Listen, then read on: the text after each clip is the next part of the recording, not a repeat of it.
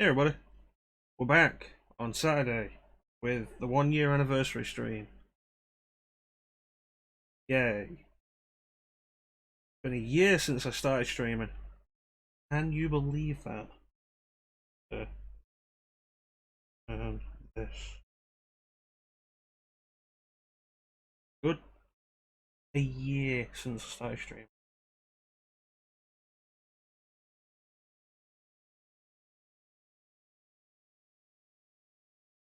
Session of Forge Boss Pass. A lot of things would have been easier than doing this for a year. Not doing this for a year.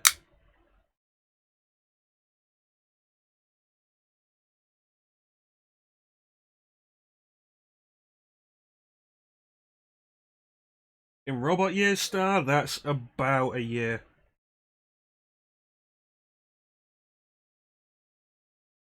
Thank you. It's to hide the fact that I shaved my head. Yeah, we're playing Dark Souls. We're going to be doing one session of this. We're not going into a full run. But we are going to be mixing it up and doing that cleric run that I've been talking about.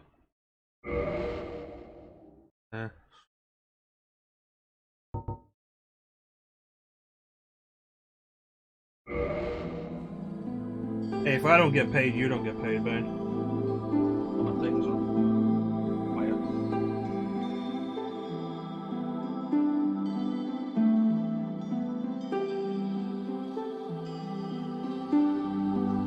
Well, don't let this be a guide for you, Star. Also, I moved the mic, so the mic is up here. The shadow is actually up here now. You see the shadow of where my hand is actually above that. I did that so I can turn this fan on next to me. You guys can't hear it. Is there anything I can use to demonstrate? Like the phone tab? No. But I've got a fan here. Very comfortable. Alright, so the cleric mode stream. Our first stream a year ago was Dark Souls Remastered on Switch. We're playing this on PS4. Several reasons. One, because I feel like it. Wearing my Final Fantasy VII shirt. You take a look at that. See? There we go.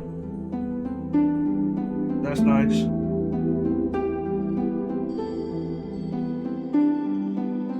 There's the mic shadow higher up today. I moved the mic so I can have the fan on it, so it is way more comfortable. Okay, I've also ordered a mic stand, not a mic stand, I have a mic stand, a camera stand. Because I went through yesterday's stream and there's a bunch of, shake. So I have ordered a stand for the webcam. That will be here in like 2 weeks. How long do you plan to stay? 2 weeks. Do you have a business or pleasure? 2 weeks. That's not it. How long do you plan to stay?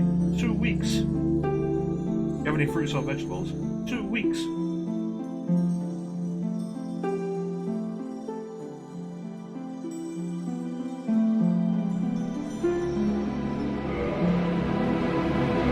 Okay, so, that's not gonna say it. Get ready for a surprise! So we're doing Cleric Run. I've been kind of dabbling with this. I haven't finished a Cleric Run yet, for a few reasons. We're probably not going to finish this today. We're going to run as far as we can, get the Master Key. Star, you haven't done this game before? Do not look to this as a guide. Because we're going to be sequence breaking. Largely just because the cleric run is really fucking hard if you don't.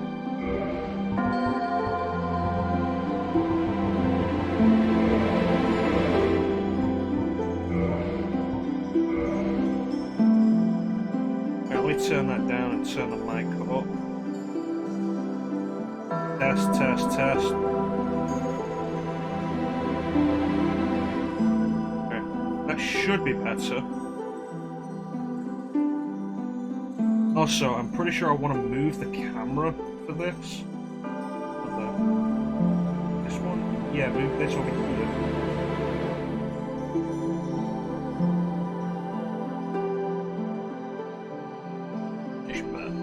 Because the top left of the screen, everything is mirrored, so this is my left hand. But it looks like the right hand. This is the right hand. The top left of the screen is where the health appears in humanity counter.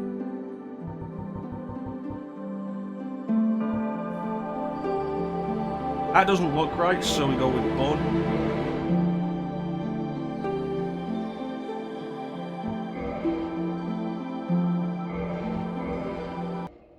Here we go. In the age of ancients. You see, I can have the camera so that my left is on the left, but that ends up with the entire thing mirrored. Which, in particular, like the N64, that is the right way around. Nintendo.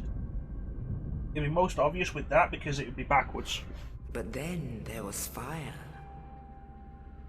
and with fire came disparity. Yeah, quick break from Star Wars month with this because a year ago on the 9th of May 2019 we started the first official stream. Stay away from the clips. But that does bring up a point.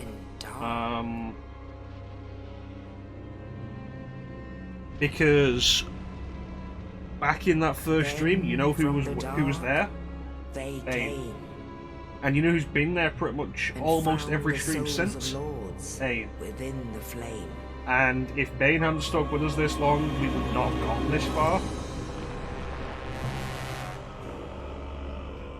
Like, without Bane's continuing support, I would probably have not gotten far enough for everybody else to start watching. The Witch of Izalith. Bane was also in the Undertale stream. You were in most streams. I don't think there's been any game you've missed. Like, the only streams you've not been here for have been stuff that we've done before. Like, you weren't here for one of the Resident Evil streams, but we've done that before, that kind of thing. Easily forgotten. So I want to give you a big thank you, Bane. Like I say, without your support, we wouldn't be here. With the strength of lords, they challenged the dragons. Gwyn's mighty bolts peeled apart their stone scales. The witches weaved great firestorms. Nito. Yeah, I was discussing this with Clem last week. Like, Bane's a personal friend. I know Bane in real life. The only follower I've gotten who stuck around, who found me, was Professor. Which I think kind of highlights how difficult it is to be discovered on Twitch. Because everybody else, you, Star, Clem, Ali, you all came from Ali's stream, where I found Ali, and then you guys all came over here to support me, and that was great of you. Teak and Ninja came from Teak's stream. And I'm incredibly grateful for all of your support. But I do think it highlights just how difficult it is to really have people find you on Twitch. And man sees not light, but only endless nights. And amongst the living are seen carriers of the accursed dark side. It's an oversaturated market, which wouldn't... It's not such a bad thing if you get your own crowd. And like, Ali's been really lucky with that. And I'm very thankful that after following Ali and joining her community, that her community has kind of joined me as well. Yes, indeed. It's kind of like a collective community now. And there's a bunch of people with it, like Crag, the community spills over into Crag's stuff, and we check out Clem's stuff as well. and LAN stuff and the community to mesh. It seems like that's the best way to try and expand, or at least to have people hang out with you on stream. Where they are locked away to await the end of the world. And it's kind of crazy. But yeah, Bane. Like, without Bane, I've not gone this far. This is your fate. It's a shame that the first one you tried was Dark Souls 3. Because like, I've played some of Dark Souls 3 and I wasn't overly into it. Well, the world is working towards this end, but it's not an instant thing. It's kind of one of the recurring themes of Dark Souls: slow decay and death.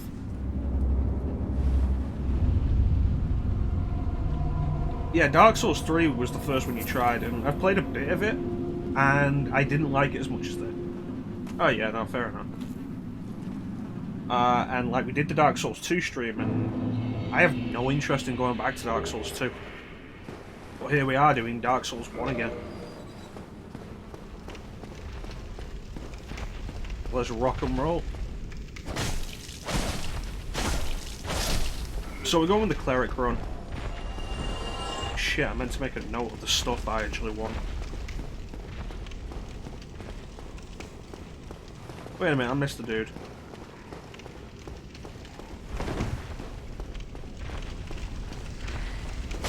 That's fair enough.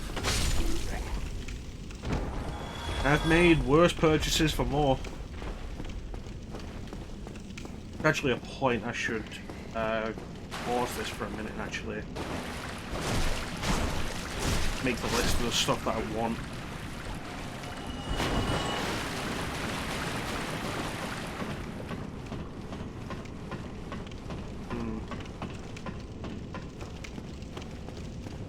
Yeah, thankfully nothing's up in the top right, so that's not too bad.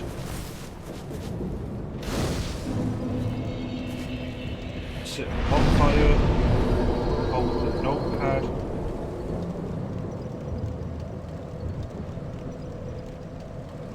And let me get some of this stuff ready.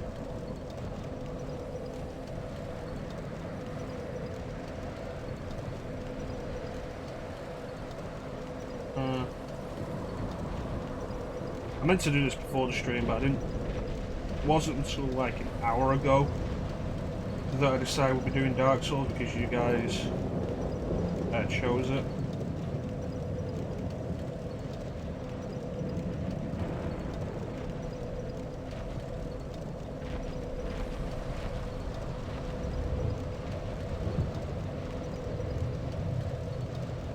Okay, that is there.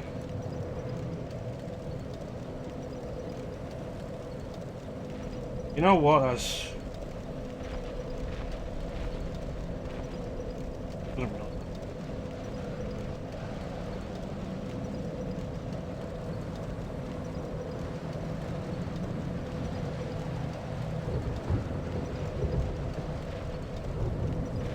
We're not doing this properly, we'll just wing it.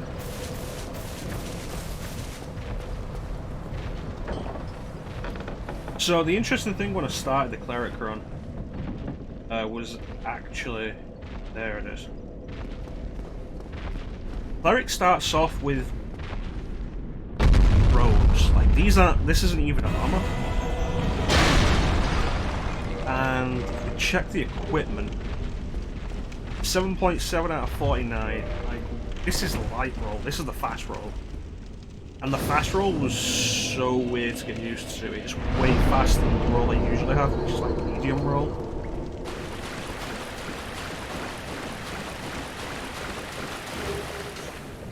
West shield, get that.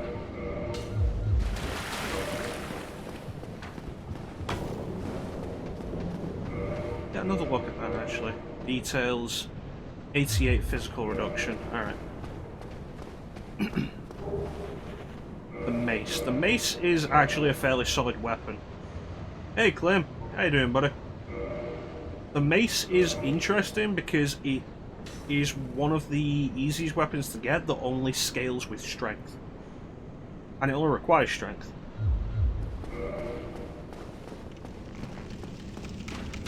It's a good, simple weapon. I also love the backstab.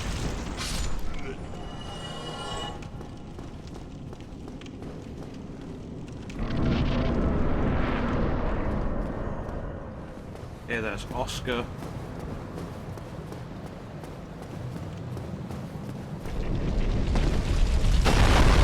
Not too bad, not too bad. We're working on some new stuff. We're doing the anniversary stream where we're playing Dark Souls again. You're no hollow. Thank goodness. Doing the cleric I'm run. done for, I'm afraid. I'll die soon.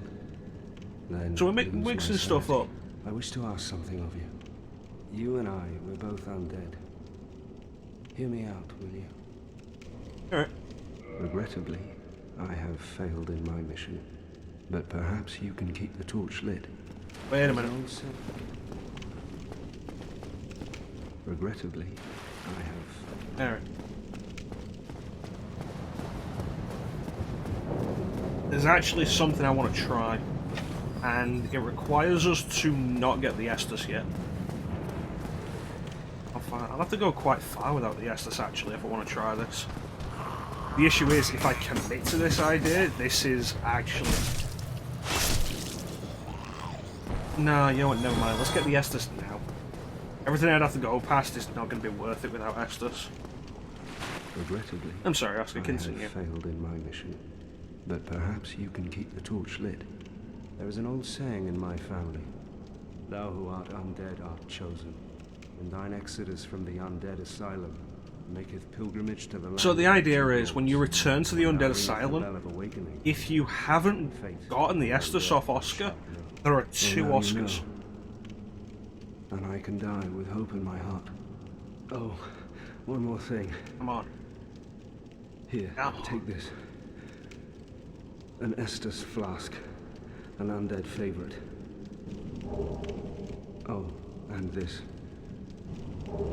Now I must bid farewell. I would hate to harm you after death. So go now, and thank you. The second floor key. And you... Would that require some sequence breaking? Yeah, it would.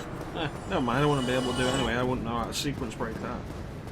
So what I want is to ditch this shield as soon as possible. Because it doesn't have 100%... I'll replace the...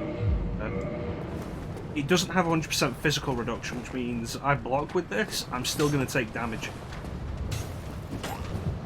Which is kind of awkward.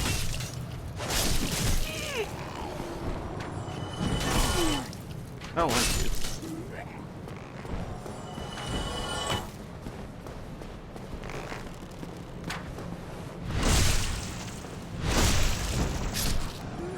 Now let's do this. Come on, come on. You dick.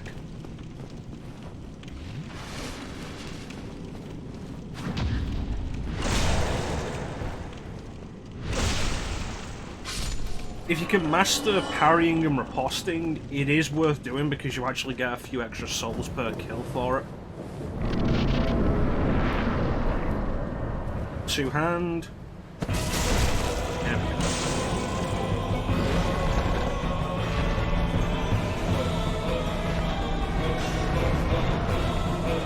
go. Booty shot.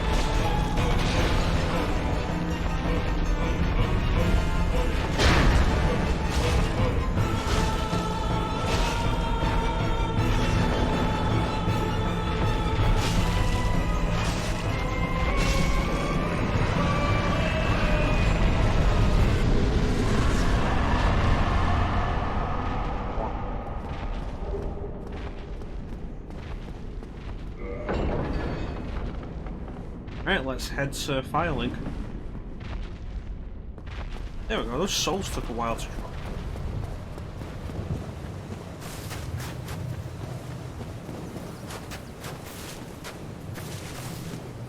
Okay, so first thing we want to upgrade. Only in the ancient legends it is stated that one day an undead shall be chosen.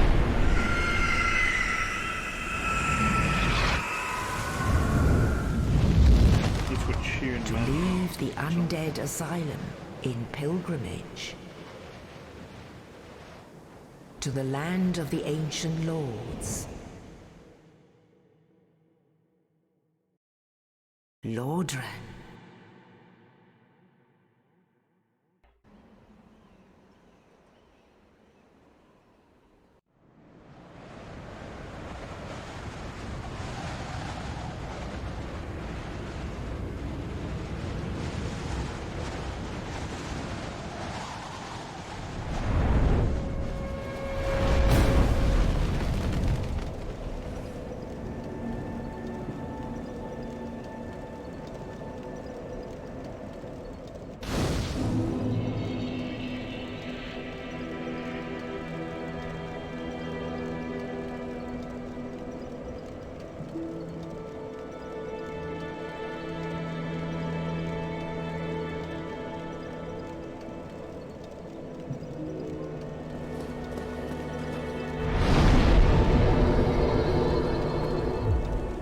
Yeah, we already have healed, so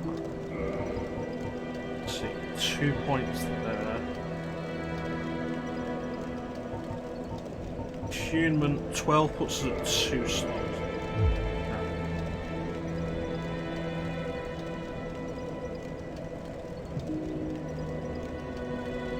Hey Ali, nice to see you enter.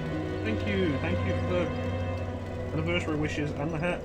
Nintendo. Yeah, I did hear about genital customization, and there was a meme I saw that I would love to actually be a thing in the game. Ali, are you allowed to watch this while we're doing Dark Souls?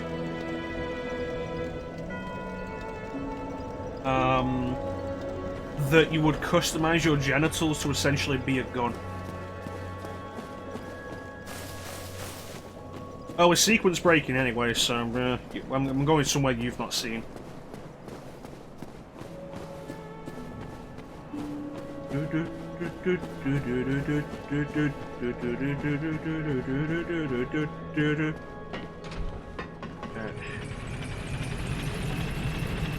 Don't go down here on your first time.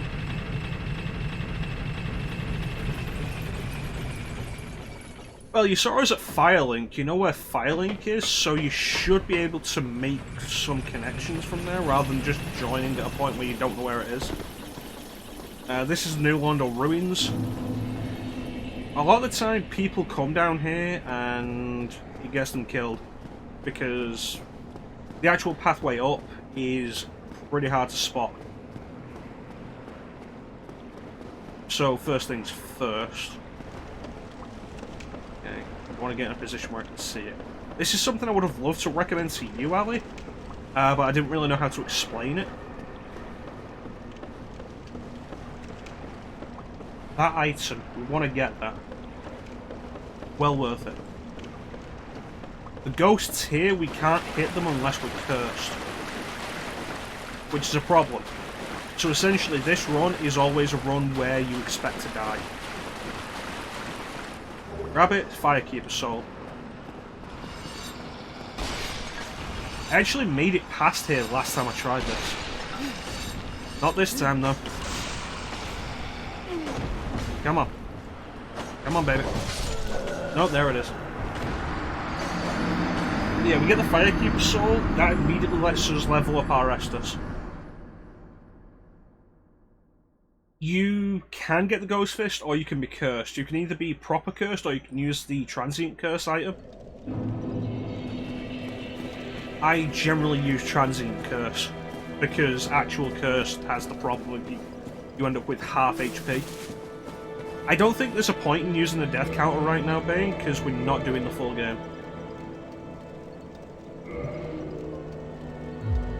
Okay, so now our Estus is +1.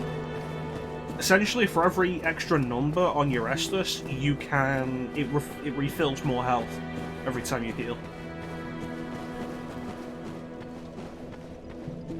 But this is also why I sent the elevator back up, because I expect it to die.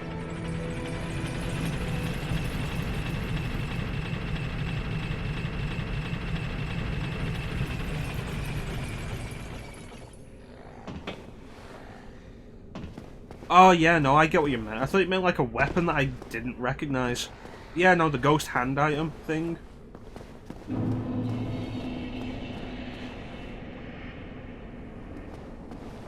Cursed sword. The cursed sword of Artorias, the problem with like all of Artorias' gear is it's not worth it. None of it is worth getting. It looks kind of cool, but for what it takes to actually make and wield it, it's garbage. I think the one exception to that might be the cleansing shield. Like, you get his shield specifically before it's been trained. But I'd have to look into that again. Okay, so we're heading down through the Valley of the Drakes using the Master Key. There's also a point here. For the minute, I want this shield. Not that one. That one. Run! Taking that as well, you bitch. Ah! Okay. Alright. Dragon Crest Shield. Benefits: 100% physical resistance, plus it's great for fire resistance. This is not the shield I intend to stick with, though.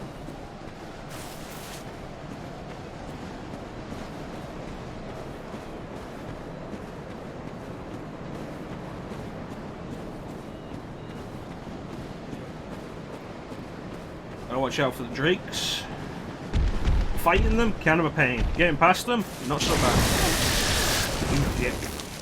How dare you do this to me? In front of all these people. Get off me.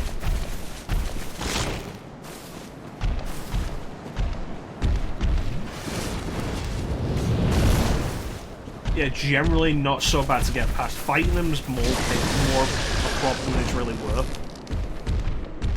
But yeah, we head through Valley of the Drakes here, and this gets us to Darkroot Basin.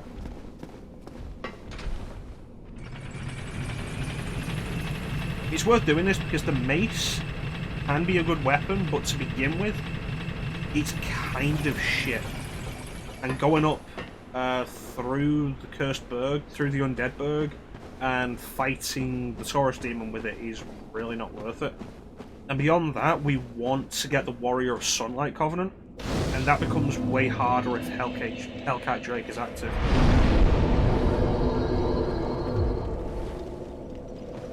So we're not going to do that. There is a catch to this, though. And that is that there's a Black Knight right there.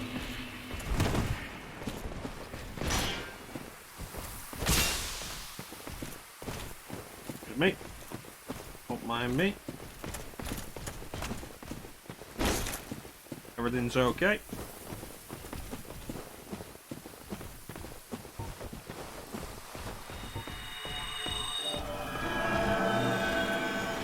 Alright, bitch.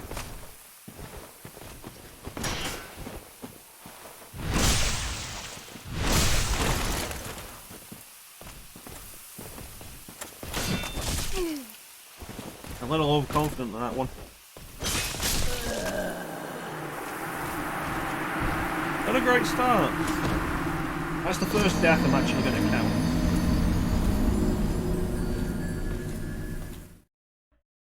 The smartest thing to do with this guy when you're going this way is backstab him near the edge. Because your backstab will kick him off. No, that wasn't supposed to happen. That was me screwing up. I was getting a little too fancy. I was tried to riposte him and it just didn't work well for me.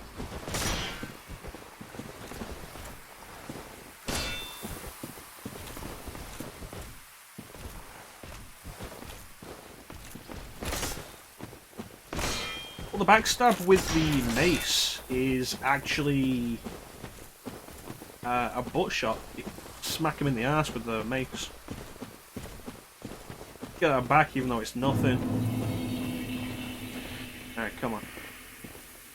I could just ignore this guy and go, but there's a matter of principle at this point.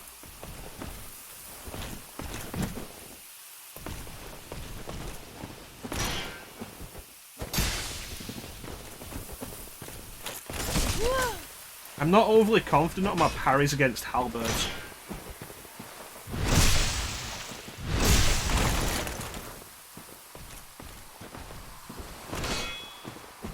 Like, especially with shit like that. I'm not confident on the parry timing. See you later, you little bitch.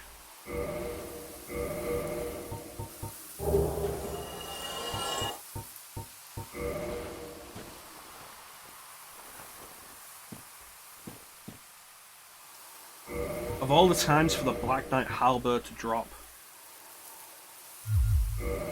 the Black Knight Halberd is one of the best best weapons you can get early in the game, but the stat requirement is kind of a pain.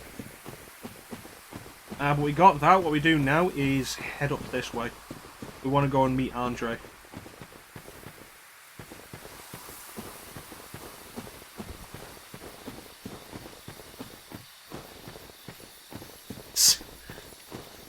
If I took his arms, maybe.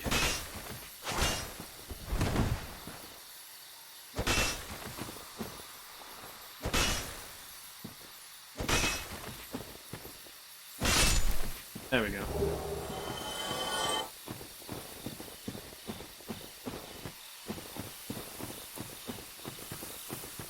I can't think of anything. There's like one other thing I can think of where that reference would fit in the same context, and that is Dragon Ball Z when Vegeta rips Android 19's arms off. Watch out for the trees.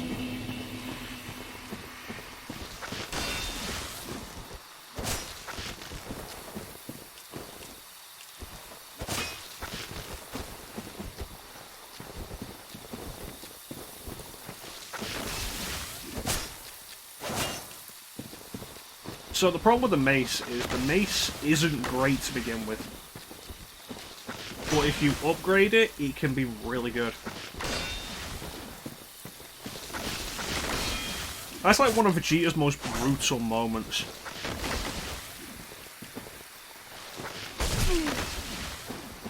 Range on these bitches.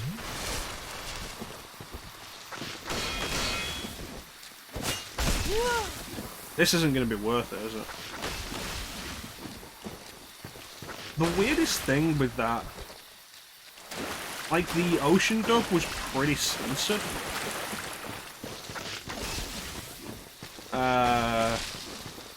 But the weirdest thing is how, with Kai, when Kai came out, Japanese censorship standards have changed, so Kai is a lot more censored than the original is. Well, that's the thing, like, you ever watch Samurai Jack? And Samurai Jack is brutal for a kid's show, and they get away with it because everything that Samurai Jack takes apart is a robot. But there's stuff there that looks completely human. But then it turns out to be a robot after he's cut its head off. Well, you must be a new arrival. I'm Andre of Astoran. If you require smithing, then speak to me. Alright. Do I have any Titanite? No. Okay. So...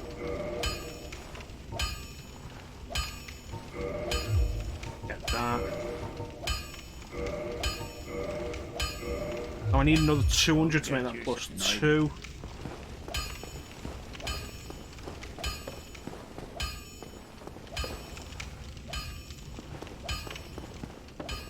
Just had a thought, actually.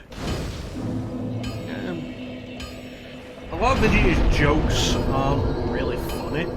They're just, yeah, no, Vegeta's kind of shit-talking this dude.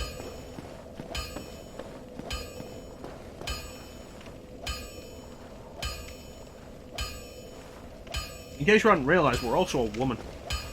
Look at that beautiful face. Alright, so what I want to do is head down to Darkroot Forest and grab the Elite Knight set.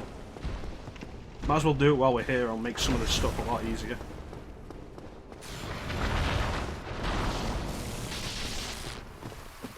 Pretty true.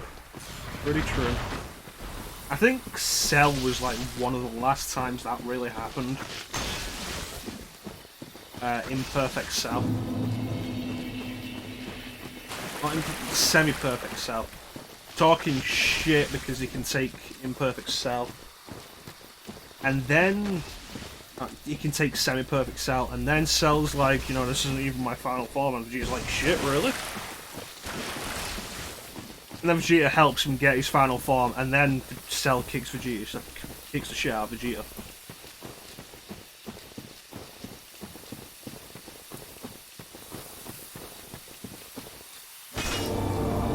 Take this bonfire. God damn it. Do you mind?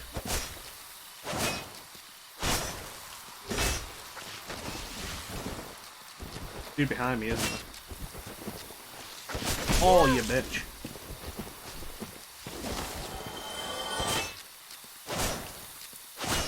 There are more dudes behind me. Awesome. Let's sit at this bonfire now. Okay.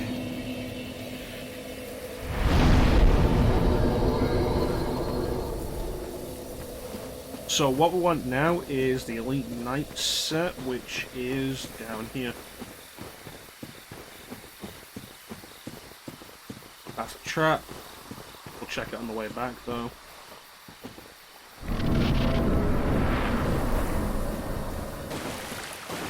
There, that's the Elite Knight set. It is also a trap.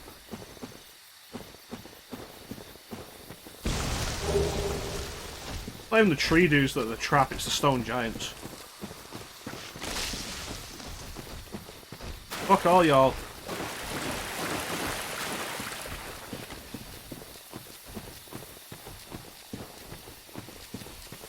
I don't understand what with the androids, Clem. Noted DBZ historian Mecha is here to help you. God damn it. Okay, look, I don't want to deal with you.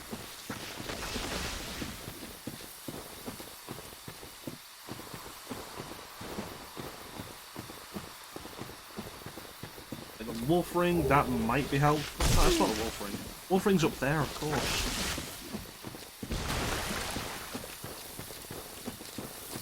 To be fair, Shenron not being able to do something was always just convenience of the plot. It's like, yeah, I can bring somebody back, but only once. It's like, okay, fine, fair enough. Why? Yeah. Of course, that went out of the window the minute Porunga became a thing.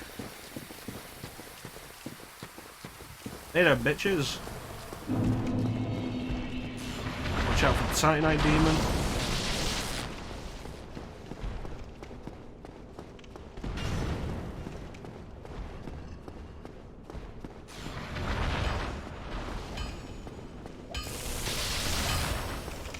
I'm going to upgrade my mace again.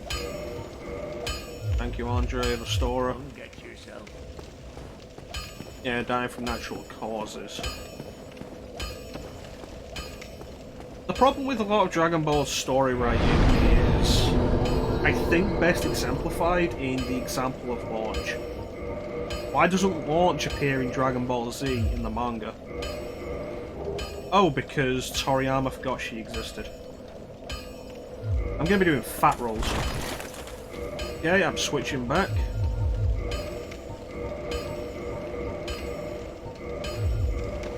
Yeah, we got that, but I'm going to go and get Havel's ring first. Yeah. Like, Launch appears in the anime, but she only appears in filler. She doesn't appear in the manga, and when someone asked Toriyama why, he said he just forgot about her.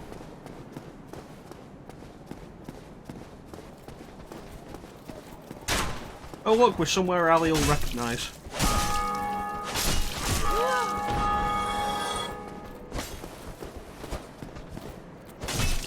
Do the backstab.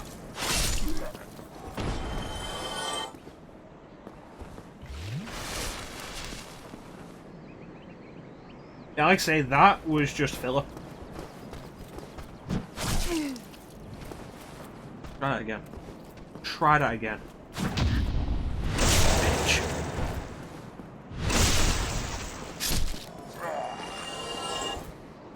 Alright, Should walk past this guy, but I want to get that Firekeeper soul. Missed me. Get another Firekeeper soul. Watch out for this dude.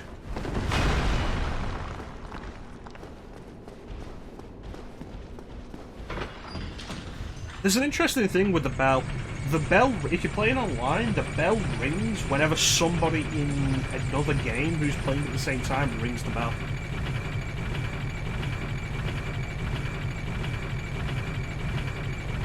So if you're playing this game online, you hear the bell ring. That's because somebody just rang the bell in another game. It's a nice touch. Petrus? Hello there. I believe we are not acquainted. I am Petrus of Thoroland. Have you business with us? If not, I prefer to keep a distance, if possible. Hello there. I realize that I have requested that we retain our distance. But I also want you to know trust Petrus. that it is not meant in ill will. Here, take this, as a token of peace. No, go ahead. It's for you. Oh my, you again. Oh, I know. How about this? I have to await my companions here anyway. So what if I were to teach you some miracles? Would that please you? Yeah, I've not even Very well. beaten Remake And since it last, came out in a HD. covenant with the gods.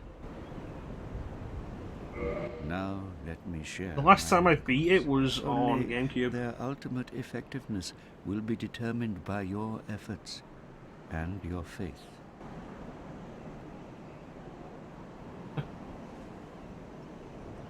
Alright, let me see. Line gesture, shrug.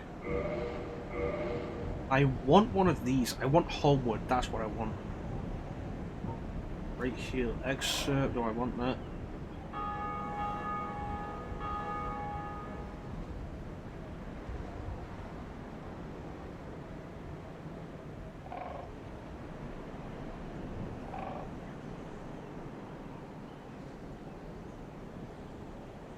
Yes. No, but I do want replenishment. Is that here? No. I want Homeward then. Great heal Alexa. Right, it's great heal, but less.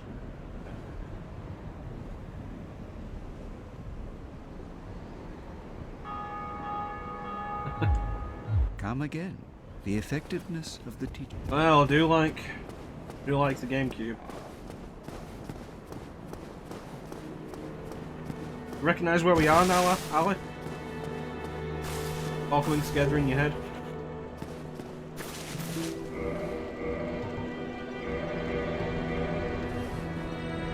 I mean, I'm probably gonna go through Remake at some point.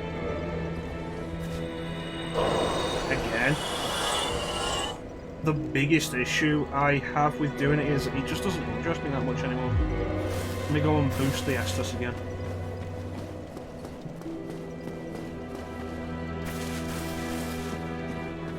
Like, next time I do it's probably going to be just for the stream.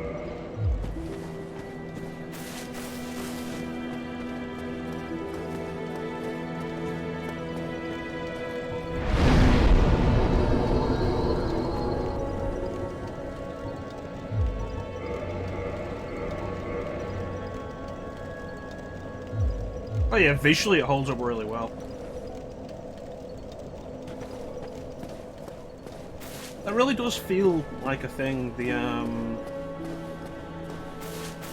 Remake had a bunch of good work put into it, but it feels like Zero had more put into it.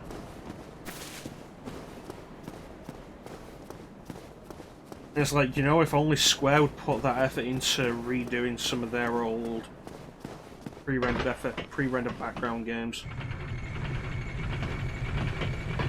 They shouldn't be allowed to call Final Fantasy VIII Remaster a remaster because it really isn't. Welcome back, Ali.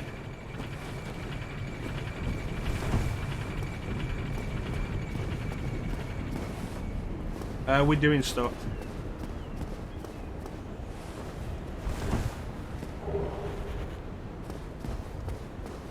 definitely going to want to go for Havel's Ring.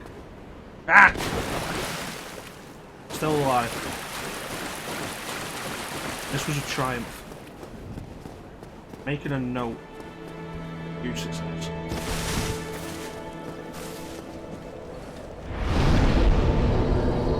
That's cool. I appreciate you popping round. I appreciate the support, Ali.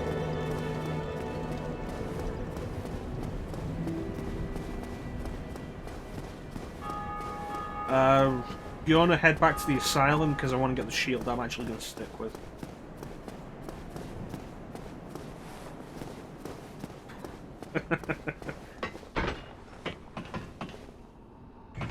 There's an interesting thing with Metroid Prime. There's a bunch of sequence breaking that only exists in the original US release. By the time it came out in Europe, those sequence breaks were patched. Like the scan jump you can do right when you land on Talon 4 to get the space jump boots so early. You can only do that in the original American release.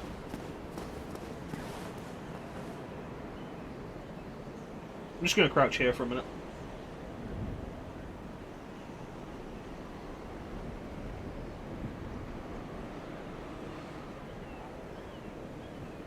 Maybe I should have got Havel's Ring.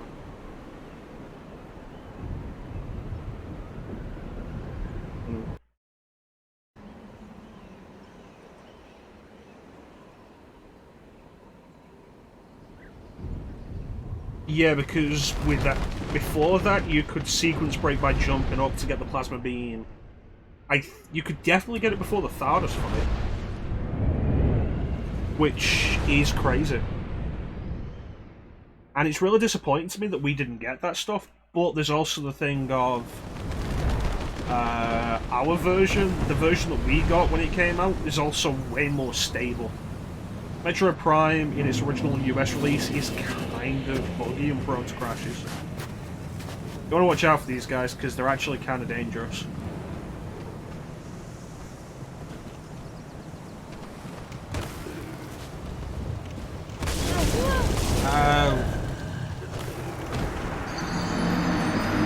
Is it Ridley's theme? No, not Ridley's theme. Is it the theme from Ridley? Or, because I thought it was the Norfair theme from Super Metroid.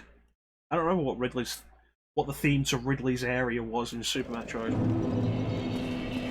Try it again. Yeah, I got caught way unawares with that. I should have been paying more attention.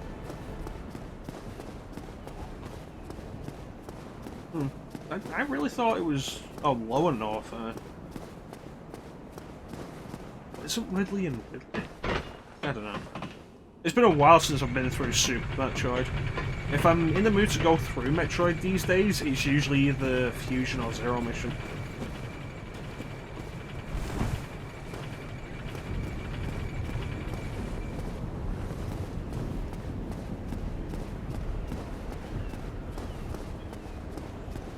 I will say though, like, if you ever play Metroid Prime Trilogy on Wii,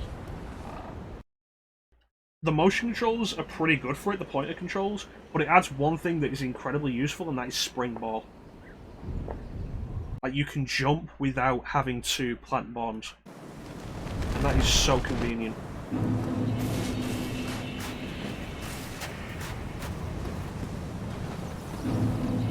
Now, let's try this again.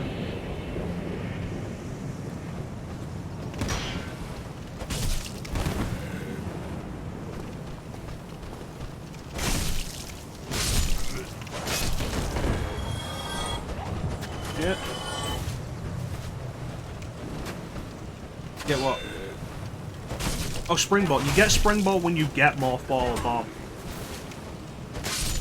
Essentially, it is...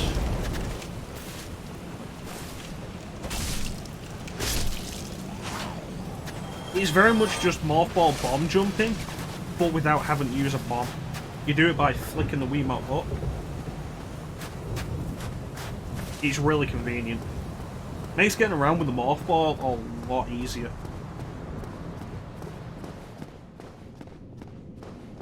And me, I'm just going to walk around the floor.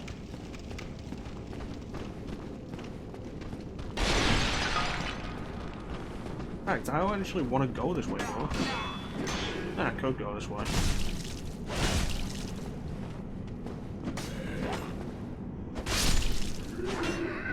But yeah, I went through Prime on the Prime Trilogy collection a few months ago and it was a lot of fun. Like, the pointer controls for the Wii do work really well. Well, that's 20, that's good for now.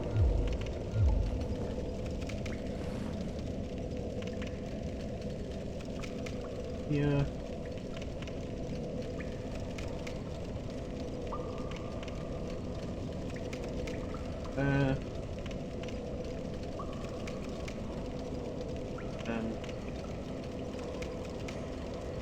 Yeah, I've never beaten Prime 3. I think at some point I'm going to go through Prime again. I might do the trilogy version. Do it again on stream. Do Prime 2 on stream, and then do Prime 3. Of course, the issue with that is that'll definitely be a thing of let me move my system and get the mount for the camera. Because otherwise, everything I've got set up as it is at the minute is in the way. But I've not beaten Prime 3. I've not beaten Prime 3 or Other M.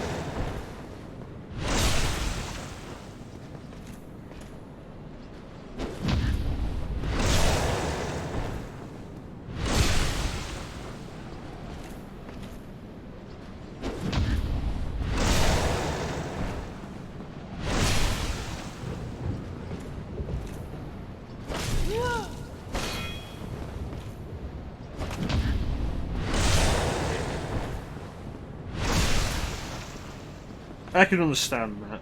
But like, I'll do it for stream or something. Big part of the reason why I've not done it is the controls. The controls are absolute shit.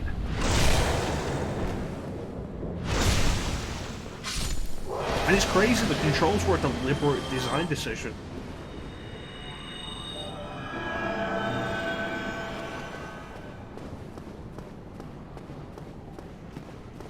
If you're going to learn to parry in this game, the best ways to do it, I think, are to learn off Black Knights or preferably Silver Knights, because Silver Knights respawn. Hey Oscar, back on your feet, I see.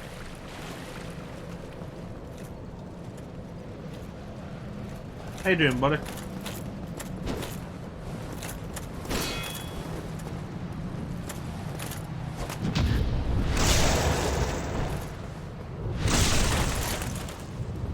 It's not even the motion controls, it's the lack... If Other M worked the same way that the Prime Trilogy did, it wouldn't be a problem. But it's the fact the entire game is controlled entirely with the Wiimote. How do you aim with missiles? Well, you move around and do everything horizontally until you want to aim with missiles, at which point you have to point the Wiimote at the screen and it goes into first person. And it's like, what? It turns out that entire thing was Sakamoto's idea.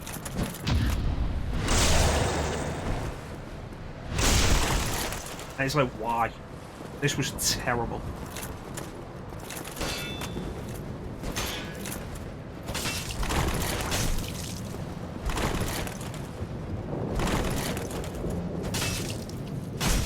There's your problem with fat rolls, and that's why I don't do them.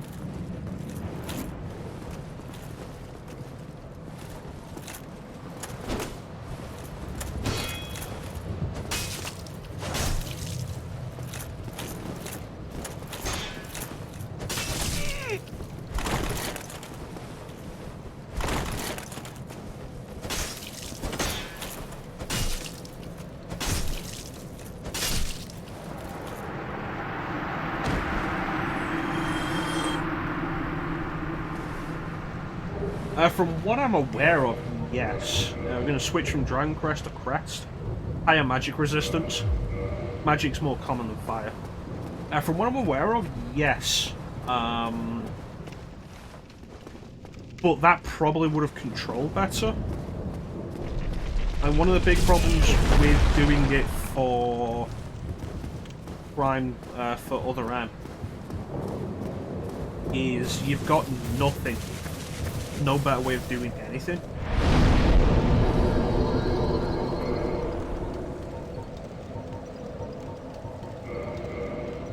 You can't move while you're aiming. You lose a lot of visual awareness because you're suddenly in first person. It's like it's trying to emulate the Prime series, but way worse, and there's no real reason for it.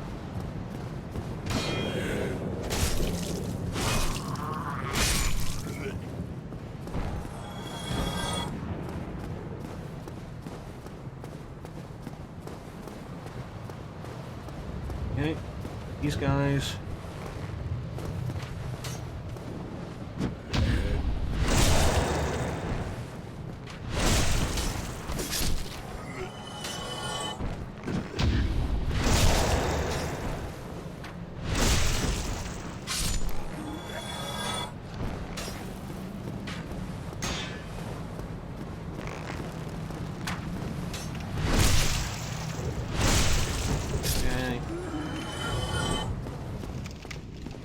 Now there's two of these guys.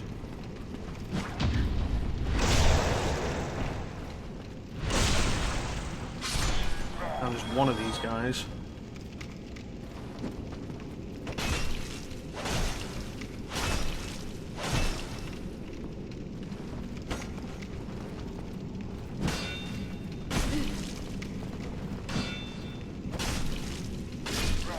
There we go.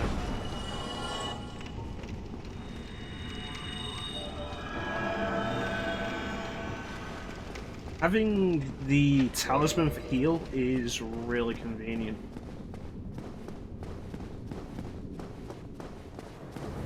Now we grab this, the rusted iron ring, that'll be useful later. While we're here, I'm gonna go and get the peculiar doll.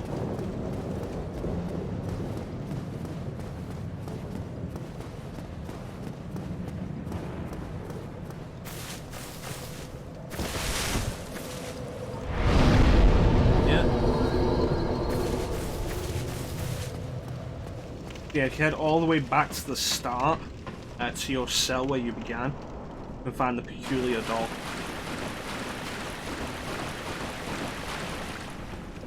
Which is useful. It's required to get into an optional area.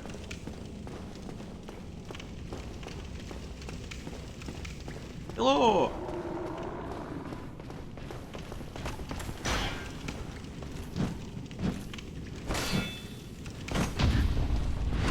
That one.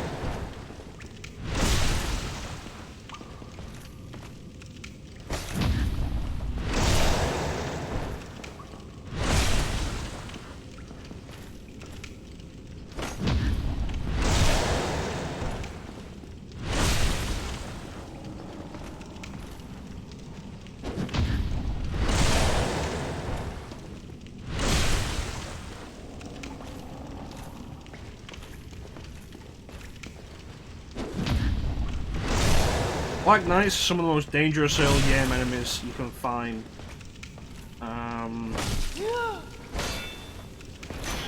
Fade World of Arianas. Hey Professor, how you doing, buddy? Fuck.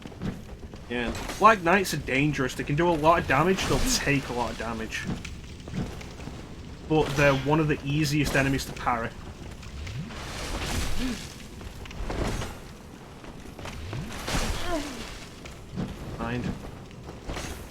Right, get my health back here.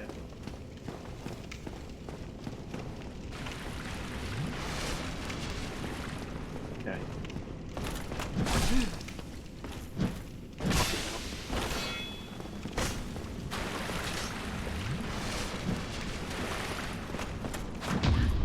They're one of the easiest enemies to consistently parry.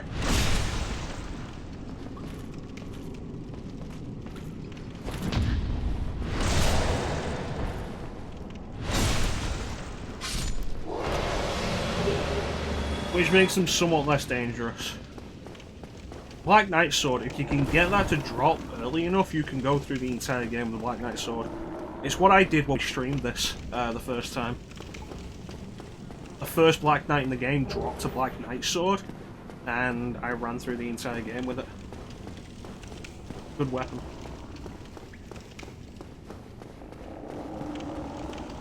You need to get the stats to wield it, but once you do, it's good stuff.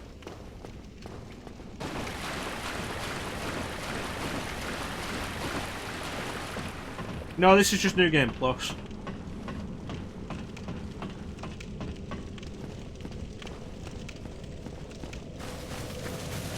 Not New Game. This is just New Game.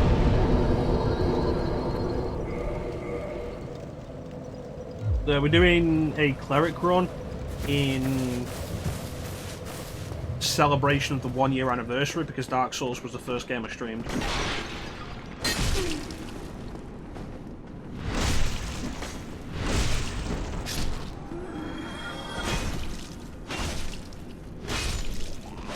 There we go.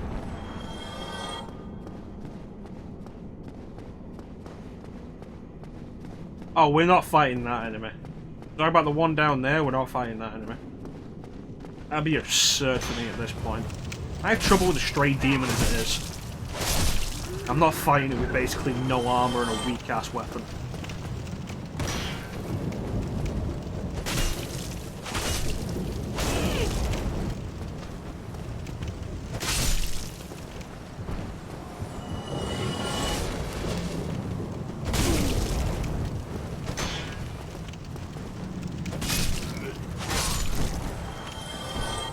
Awesome.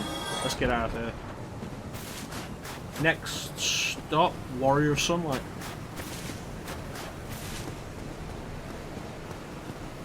To do that, we can also head over to Slayer and get the soapstone.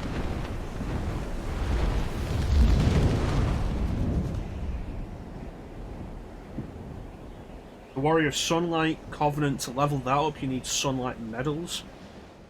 And you can get a few in-game, but the main way to get them is through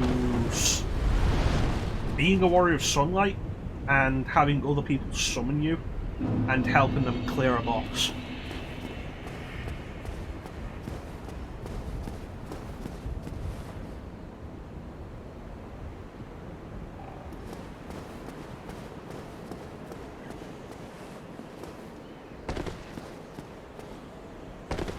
And we hit Warrior of Sunlight +1, and we get the miracle that I'm after.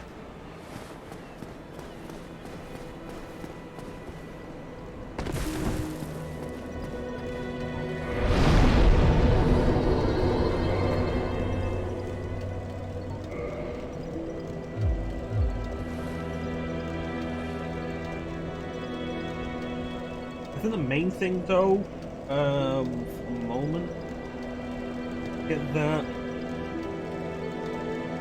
Probably don't really need to deal with Taurus Demon, but it would be a good idea to go and get Havel's Ring.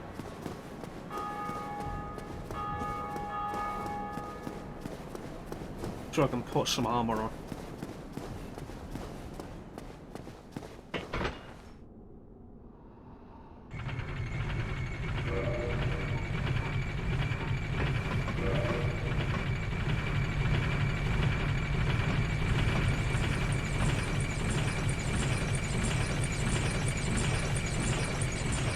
Of the Baron Cake Knight.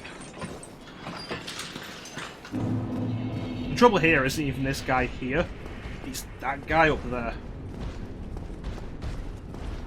Which really more than anything means lure this guy away if you haven't killed that channeler up there yet.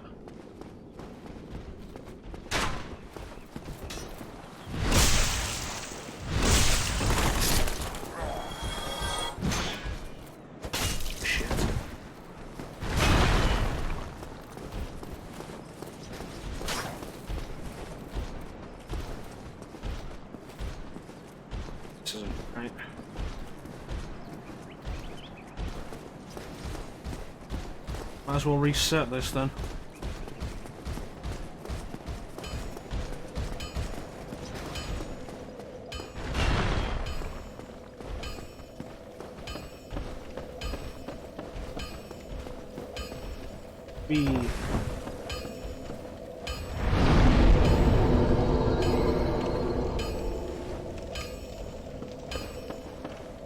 Ignore the Baron Cake Knight for now, head round, and we will head to the bridge. Alright.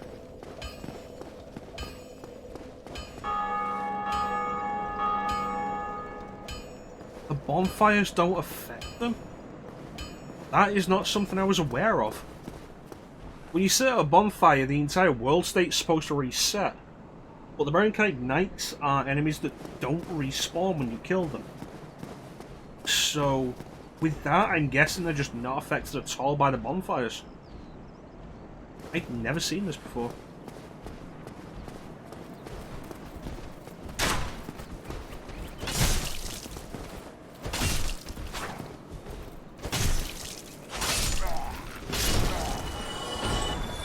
Huh.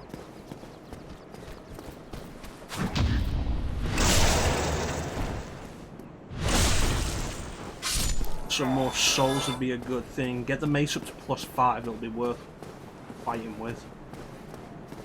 Watch out for the Boulder Knight.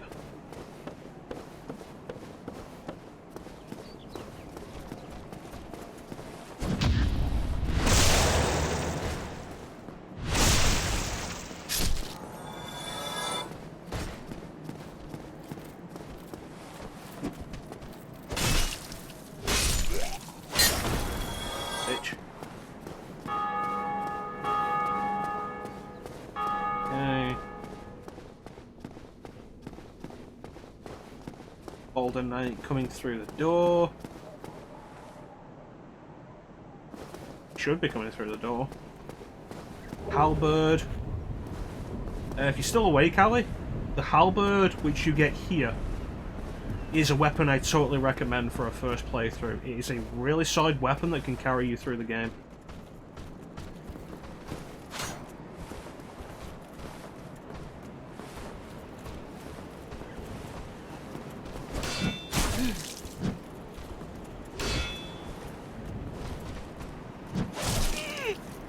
Never know the timing on that attack.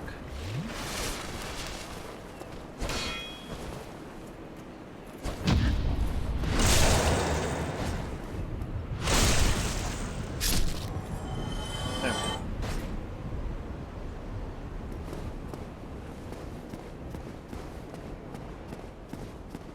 No problem, Ellie.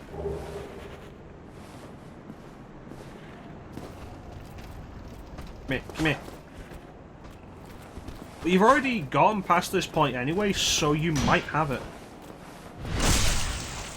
Also, on enemies like this, humanoid enemies like that, backstabbing is very easy to do and very effective. Watch out for the bow.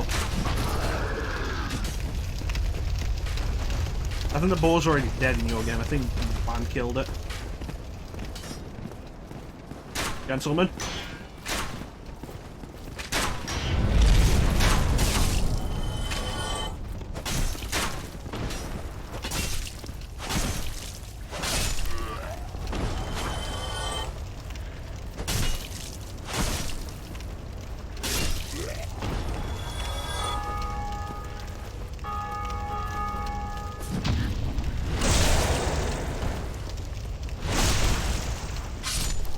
You? Come on, sweetheart, show me what you got. Ah, you fucking snake.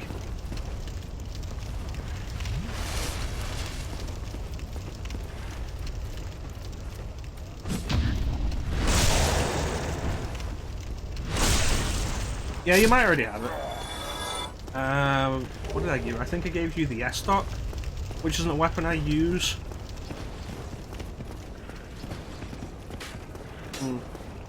The main thing to figure out with Dark Souls, and the thing that will really get you far in it, one of the mechanics the game doesn't teach you is scaling. I'm going to fucking have your head!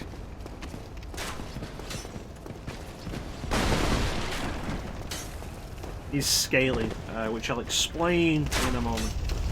Scaling is very important, the game doesn't tell you how it works. I don't think we're going to be friends, Mr. Piggy. Okay, we should be safe now to take a look. Alright, scaling is basically how much extra damage a weapon will do based on your current stats. For example, we take a look at the mace here. How do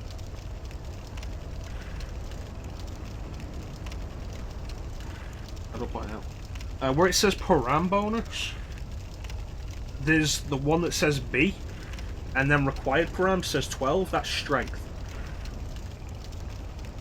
What it means is that it requires 12 strength to wield, and for every extra point of strength you put in, you get more damage out of it.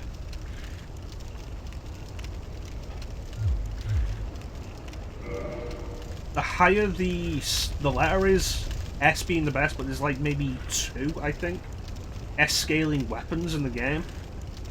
But the higher the so S, A, B, C, D, E, the better the letter, the more damage you'll do with a weapon for every extra stat you put in that point.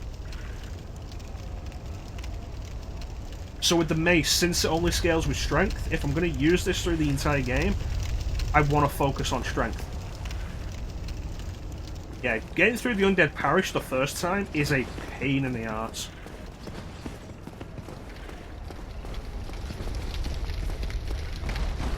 Let's deal with you. Deal with you.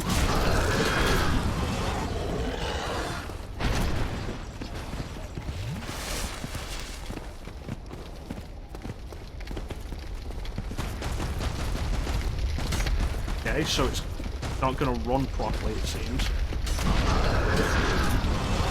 Oh. There we go. If you do this with a sword weapon, you essentially jam your sword straight up the arse. Best way to kill it.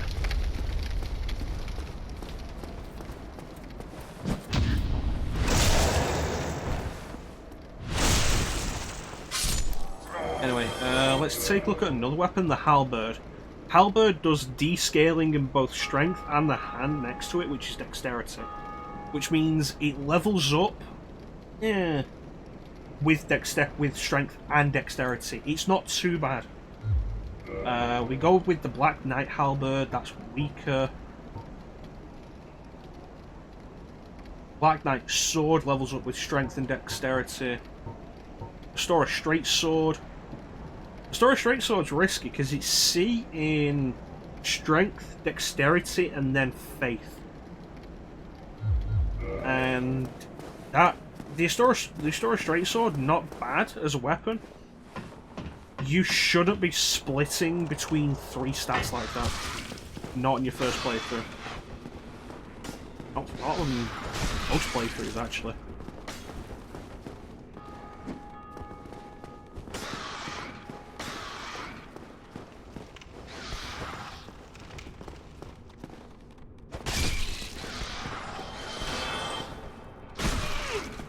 You mind? God damn it. I'm not fucking around.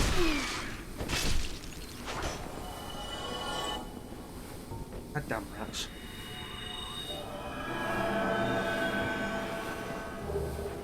Manatee, good stuff. This dude.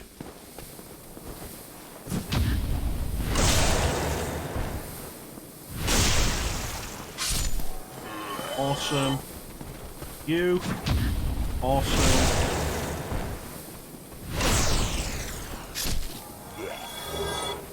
Ooh, longsword.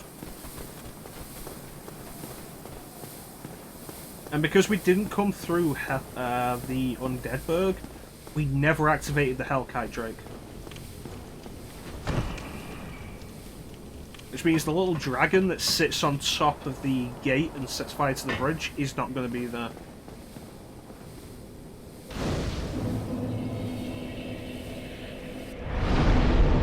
That's actually a point. Resistance is a garbage stat and you should never level it.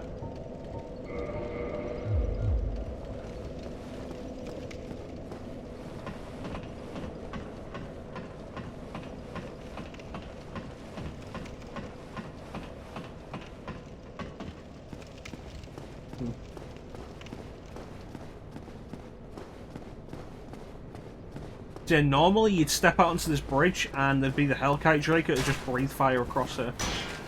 But because we didn't activate it in Undeadburg, he's not here. You activate this.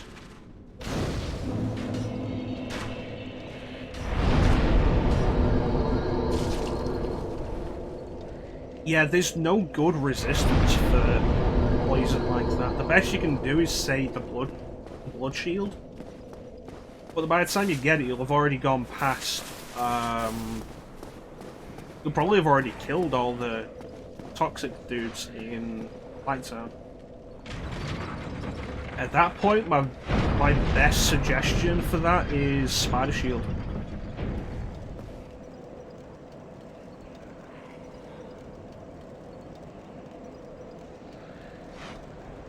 Okay.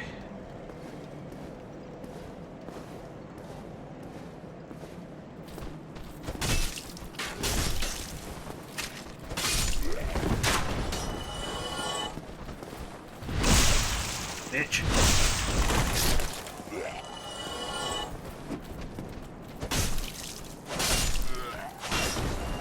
See what happens. So, Claymore. Useful. We'll have that later.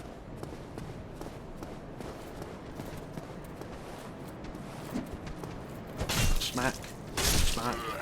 Sugar smack.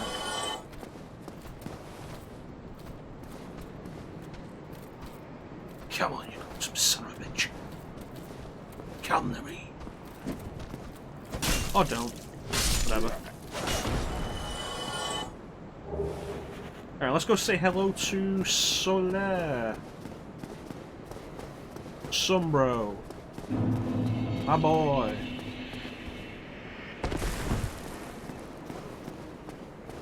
Hey, how you doing? Ah, hello. You don't look hollow, far from it. I am Solaire of Astora, an adherent of the Lord of Sunlight. Now that I am undead, I have come to this great land, the birthplace of Lord Gwyn, to seek my very own son. Do you find that strange? Well, you should. No need to hide your reaction. Oh yeah, no, that's Blighttown. Queelag. Blighttown is the worst area in the game for several reasons. That's one of them. Oh, aha. So I didn't scare you. I have a proposition, if you have a moment. Yeah, whatever. The way I see it, our fates appear to be The intertwined. way I see it, In a land brimming with hollows. there's the sun. Could that really be mere chance? So what do you say? But yeah, Why like I not say, help the us best find thing this for land those at again? the point you get to them is probably the Spider Shield. This pleases me greatly. If you block the knives they throw, they don't build up We toxin. are amidst strange beings. But you in have to strange block the lands. knives they throw, The flow of and they'll time come at you from itself so is many different convoluted, directions. with heroes centuries old phasing in and out. The very fabric wavers, and relations shift and obscure. There's no telling how much longer your world and mine will remain in contact. But use this to summon one another as spirits, cross the gaps between the worlds, and engage in jolly cooperation. Of course, we are not the Jolly only ones cooperation. engaged in this, but I am a warrior of the sun. Spot my summon signature easily by its brilliant aura. If you miss it, you must be blind. Yeah, that brings up a point. Like, if you go human, you'll probably see summon signs. Most of them will be white. If you see one that's orange, that's a warrior of sunlight. And the entire point of the Covenant of the Warrior of Sunlight is to help people. That's how they level up the Covenant.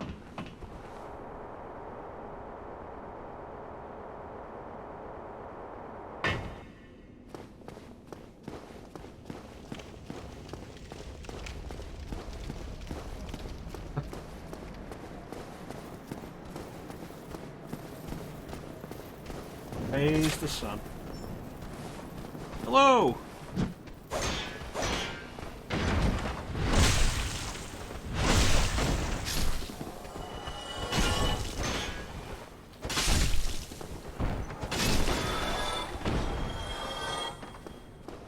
Hello. Now, we're taking a momentary break from Star Wars Month to celebrate our 1 year anniversary. And the first game we streamed on Twitch was Dark Souls. So we're doing some more Dark Souls.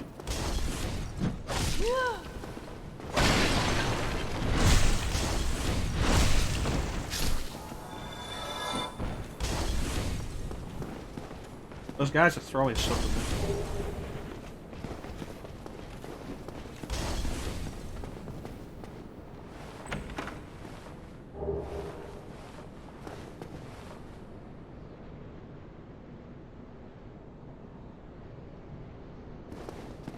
Yeah, Jill has Jupiter physics in Remake. I don't know if it's specifically the remaster or just Remake in general. Kind of weird. Gentlemen?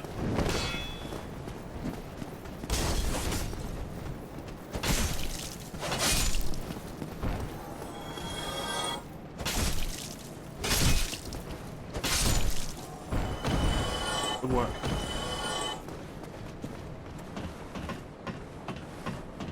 Kill these guys because they were trying to kill me. Ah!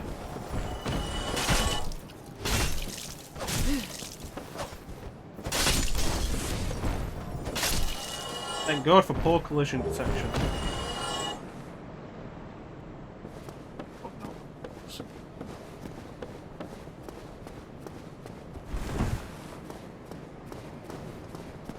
Okay, I want to head up here, take out this dude. So, Ali, you recognize this place?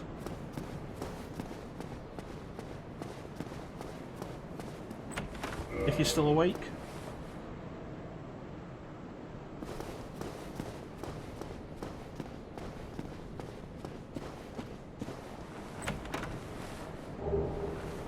Pine resin, useful if you're not going to do cleric or warrior sunlight stuff.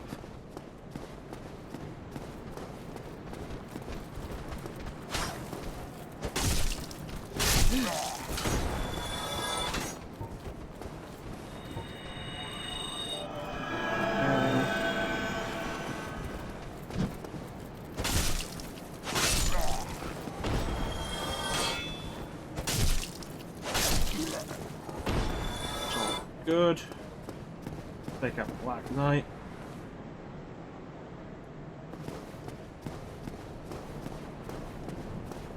Might as well get that ring anyway.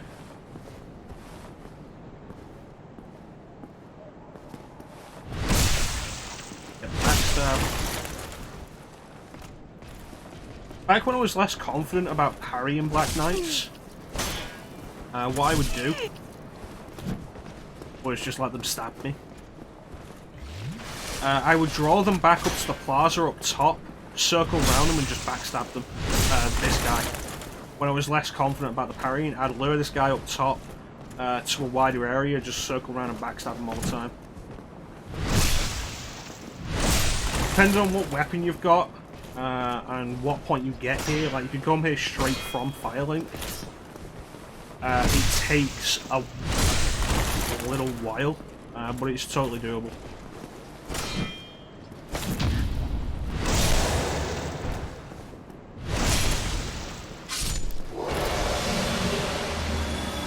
Ooh, it's like a chunk, that'll be useful. Blue tier stone ring. I'm gonna put that on.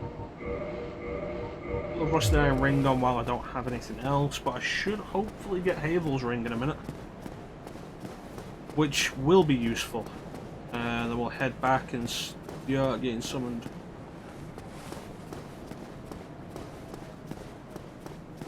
Maybe. Who knows?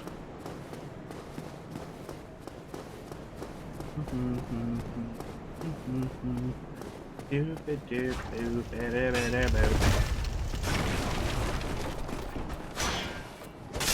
missed. We're also weirdly weak.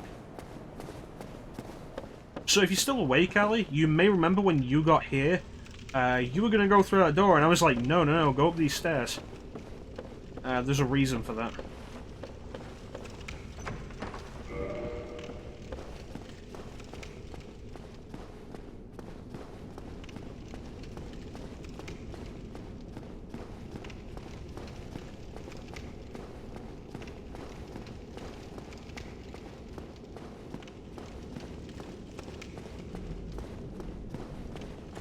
This fine gentleman is Havel the Rock. He's wearing armor made out of stone, and his weapon is called the Dragon Tooth. If you pay close attention, you'll see it's literally a giant tooth.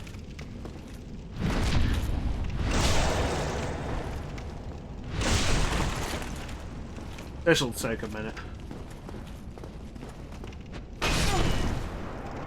Shit, that went through all of my defense. Damn it, Clint, you distracted me with your brilliantly timed line. Could you?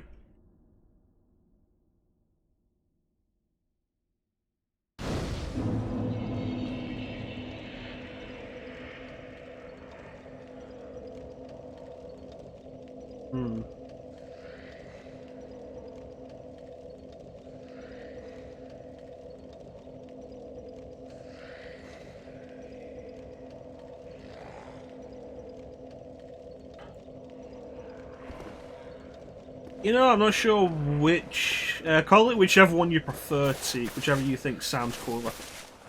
I forget how you actually activate the ability to do the Warrior of Sunlight Covenant here. Let me double check it.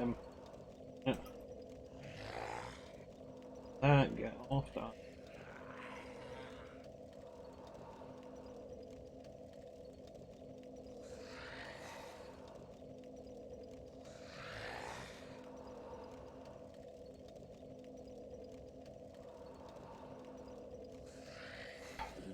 Faith requirement. I always forget the faith requirement.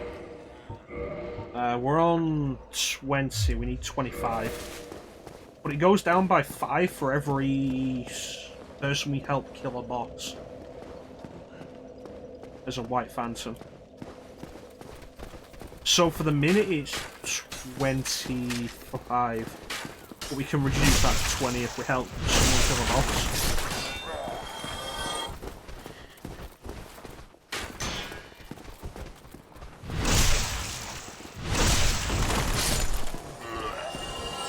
Yeah, I always forget about the faith requirement for Warrior of Sunlight.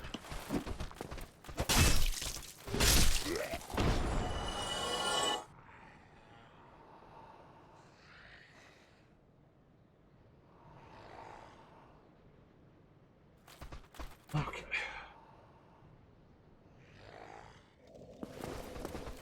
Rock and roll.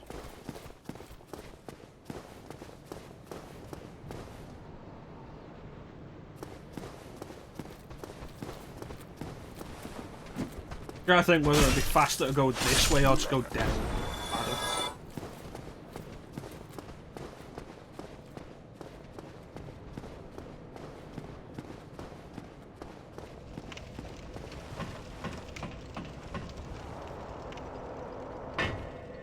I hate hunters.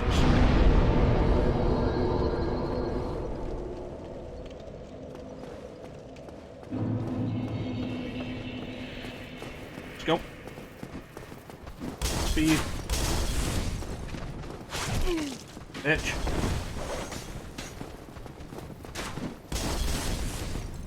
Yeah, this is quicker because I'd have to go back down there anyway.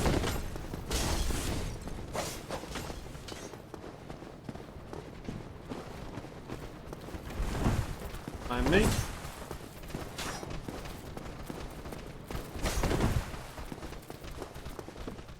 Alright, now I'm going to head down to the landing, take a knee for a second, and see who wants to follow me.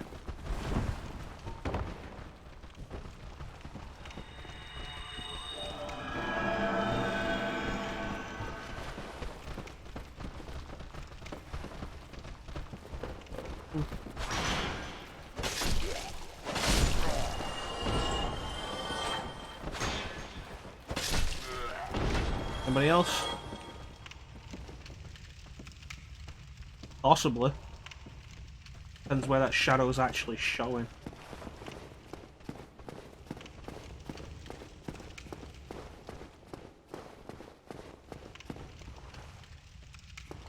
Yeah.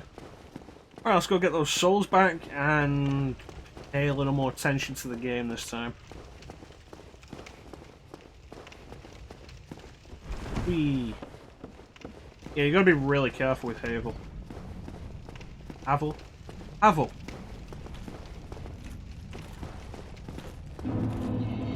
And generally, a big part of the reason why I don't try to parry him often a lot of the time.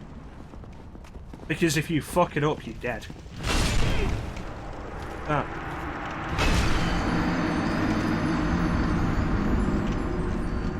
It's like 4,200 souls. I'm not losing that at this point.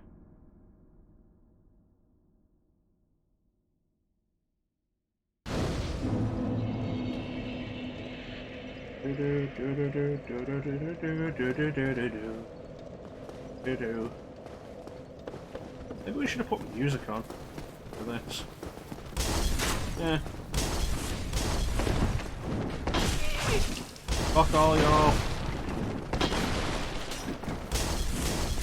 I'm English.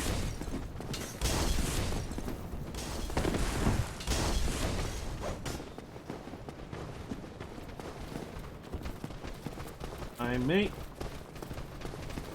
The biggest problem with the Hydra isn't really any damage it'll do once you get close enough for it to stop doing the water jet. It's not really a problem of damage. The issue is hitting the damn thing.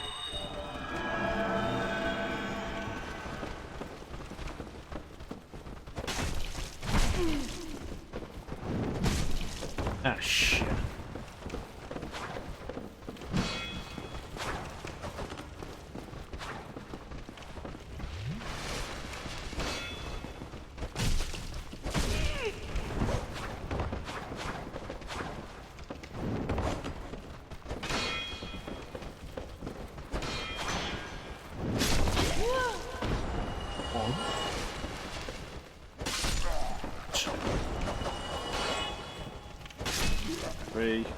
The good news, I don't need to save any heals for Havel. I'm gonna call him Havel today. Haver. Well, you know I'm gonna be the man who's ever into.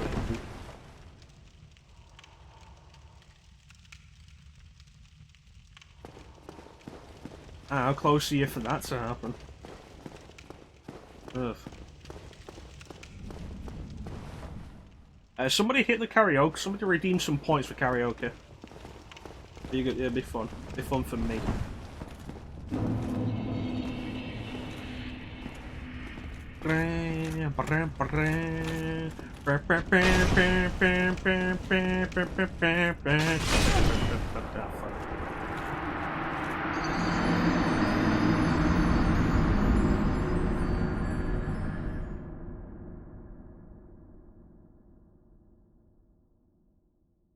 You know, there's an easy solution to this. Figure it out.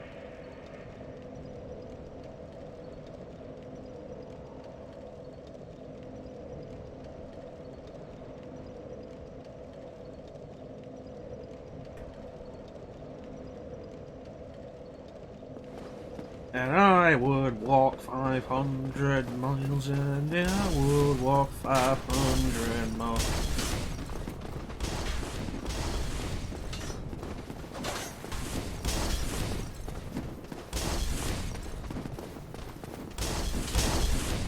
Okay, so we're not going to fight him this time. I'm going to get to a more convenient bonfire.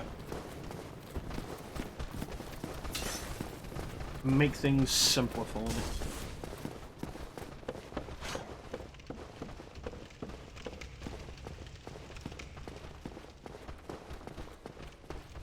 Wee. Wee. Aww.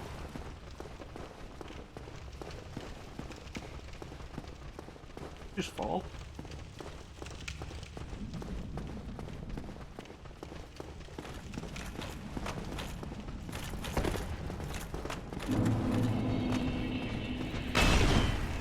My mate, don't. Thank you, invincibility frames.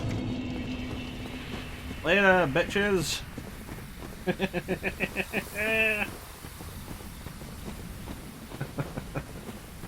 Okay.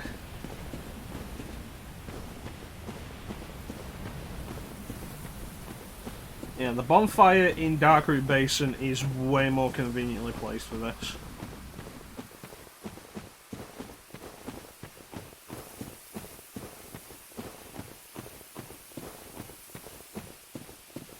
Grass Crest Shield might not be a bad idea either, and I didn't pick it up earlier. Dude's just going straight through my guard anyway.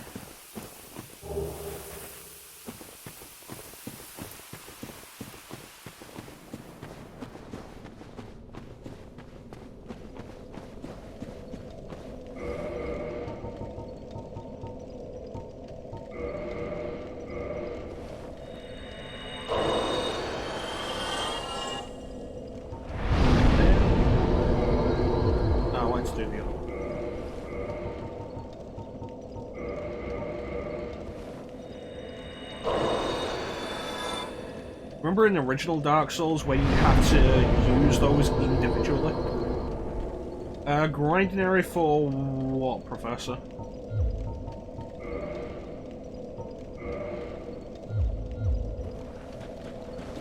You mean levels where you go through the Gate of Artorias? You grind yourself to 20,000 souls by the Crest of Artorias from Andre, and then start grinding that area beyond because you're not intended to be there yet. So everything drops a much higher soul number than you're used to. Because I don't know about that.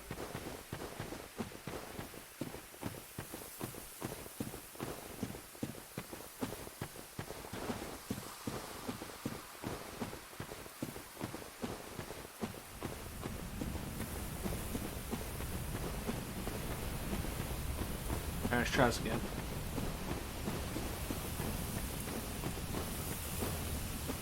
Really, this isn't even about the souls. I just want the ring.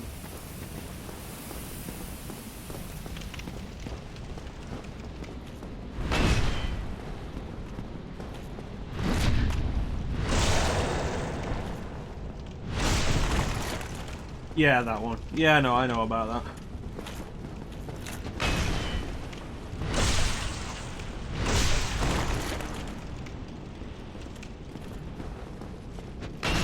The only way you can save the 20,000 souls and get in there without them is if you kill the Hydra way early and then climb the ladder, because that leads to that area.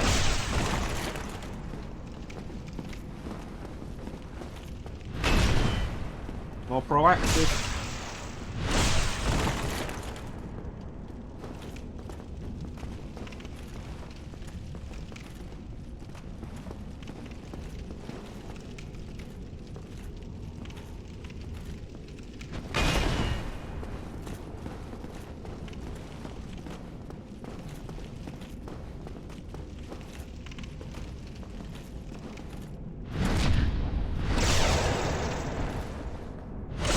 Killing Andre at this point wouldn't be worth it.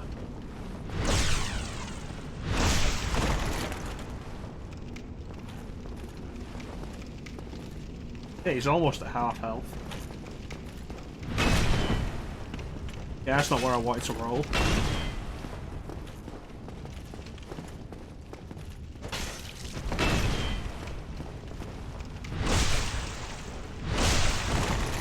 I found 7,000 souls is a decent amount for this point in the game. It's also not where I wanted to roll.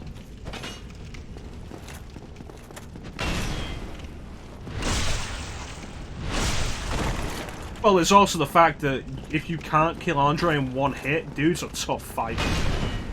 Andre will kick the shit out if you don't know what you're doing.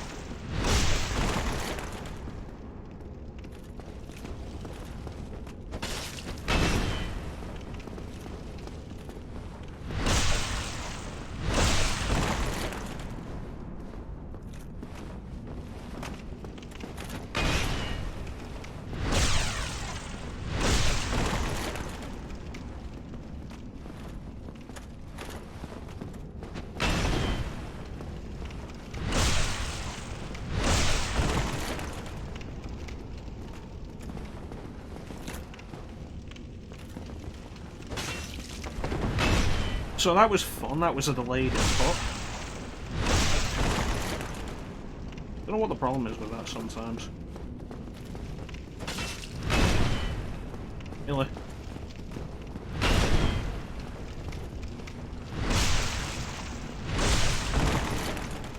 But yeah.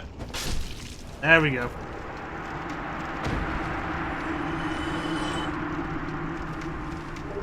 It's always an interesting fight, but now that we've got Havel's Ring, we put Havel's Ring on. Boost maximum equip load, and we can do this. There we go. And I don't think we'll have light roll, but we have medium roll at least. Thank you. Thank you, thank you, thank you. And now, you know what? Let me put the soapstone. See if there's anybody needing help with Taurus Demon.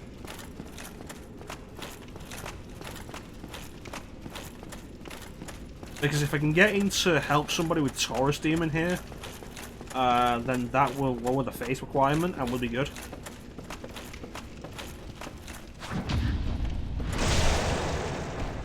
The issue is, anybody who needs help with Taurus Demon probably isn't gonna know going human allows you to summon people.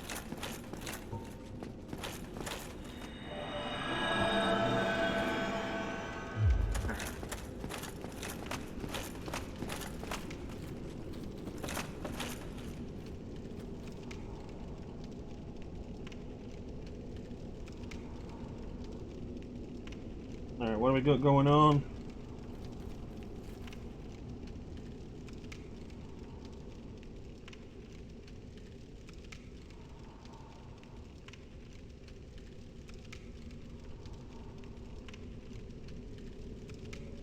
These spam emails are irritating me.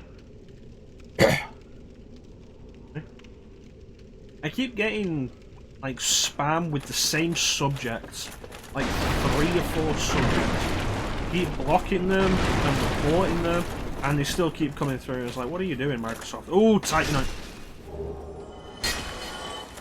Like, what are you doing, Microsoft?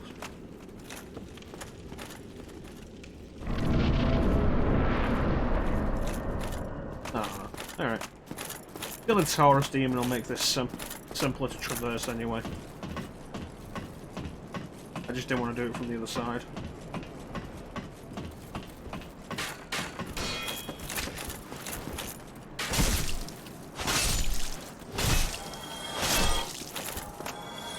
Bitch. Alright, Taurus Demon.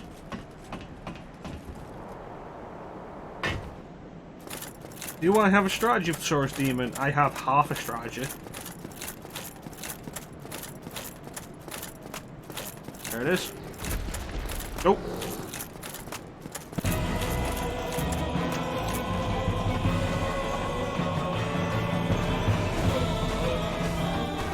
Push comes to shove with Taurus Demon, you can always roll lightning on your weapon. I think it's weak to lightning, or I think it's something else.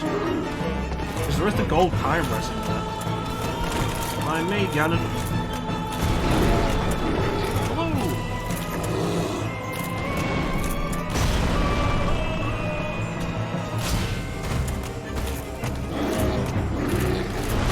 Yeah, the last time I fought Taurus Demon, I did it twice. Like, if you can pull Taurus Demon away and then get back fast enough, it's a good strategy.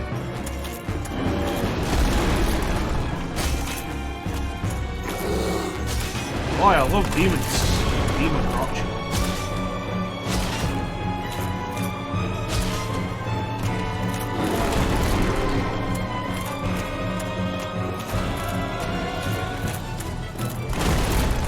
Thanks, Professor.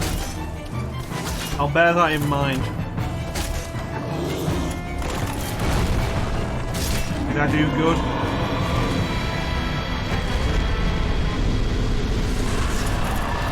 Jumped off the bridge.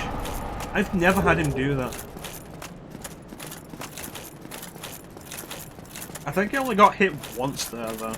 That wasn't bad.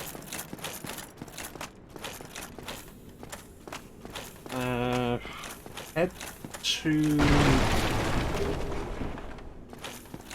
next bonfire again and see about leveling up. We might be able to hit 25 faith. It's like the thing with the Iron Golem. It's possible to stagger the Iron Golem so it falls off the roof. I've seen it happen, I've never done it.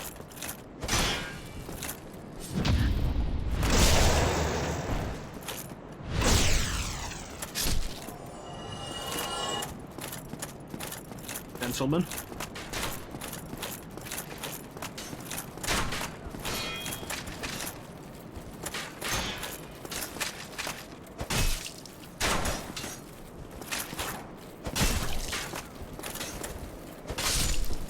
You guys really should have pulled out swords. Would have been the smart move.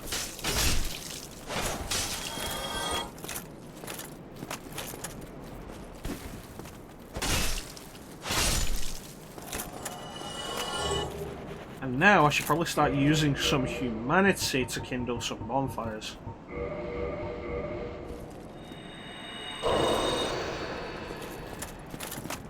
Oh, I got a humanity at some point. Right.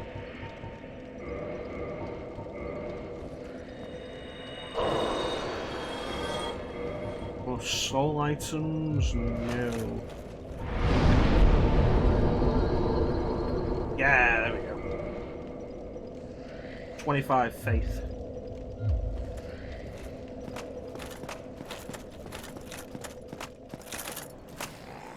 This is just another thing of Dark Souls that is way too obtuse.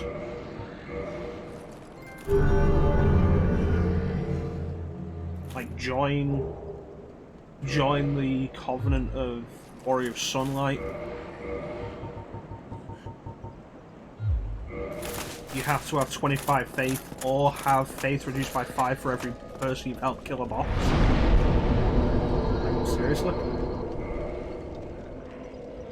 Lightning Spear is good though.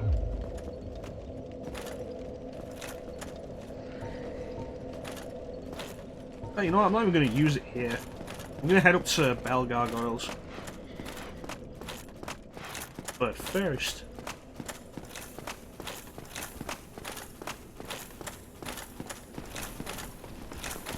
yeah, it's part of the obtuseness of Dark Souls actually figuring out how to activate it. Because if you don't have the required faith, or the required help, having helped people enough, then you just think that's an empty room.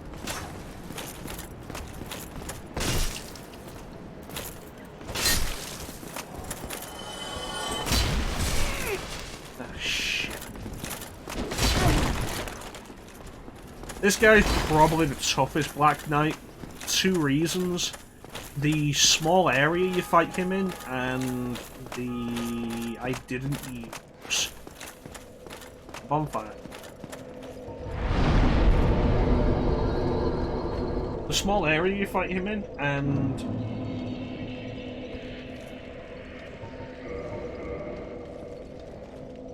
the greatsword. There aren't many Black Knights that use a greatsword. And they can be tricky when you come up against them, because they can just smash through your guard, and it's not pleasant.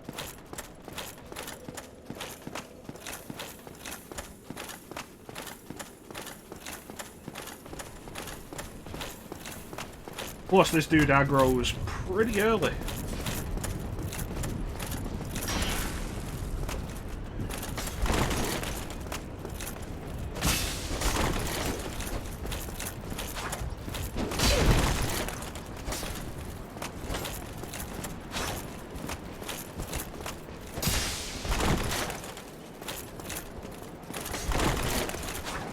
You fucking mind.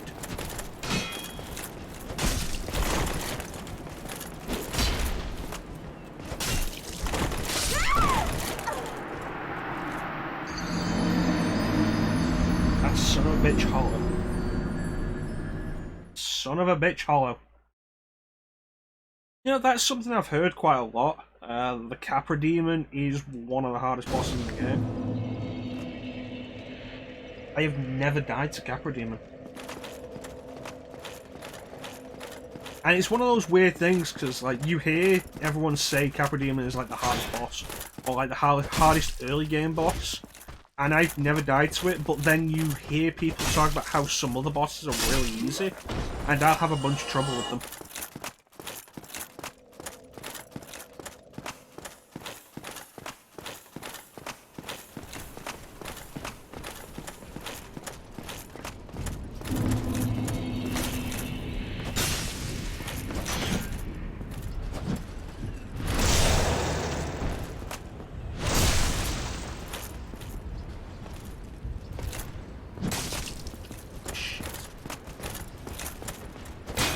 I'm also less aware of the exact parry timings for a greatsword. As I said, I had a video on my Switch of me fighting this guy on the Switch version, where I parried this guy consecutively until he died.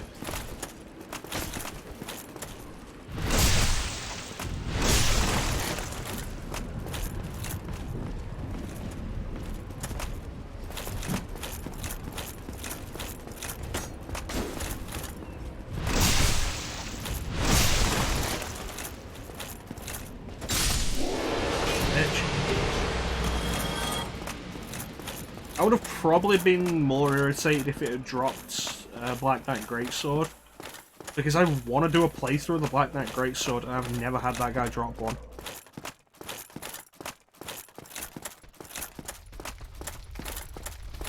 Because that one dick of a hollow lowered the gate. After we came through it, we have to go the long way back.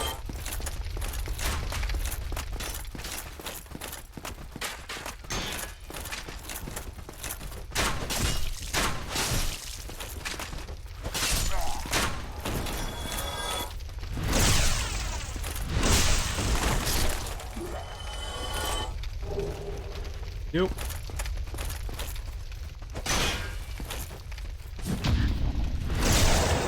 If you're having trouble with an enemy using the shield and you haven't got the kick down, because let's be fair, the kick is finicky at best. If you hit them while their shield is raised, they're guaranteed to attack you immediately after. You can use that to pull them into a parry. They're very predictable that way.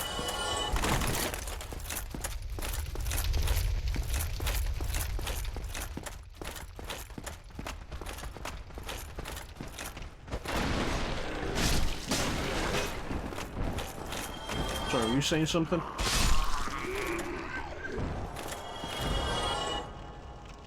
Right. Ah! Ain't no one gonna break my stride. Ain't no one gonna hold me down.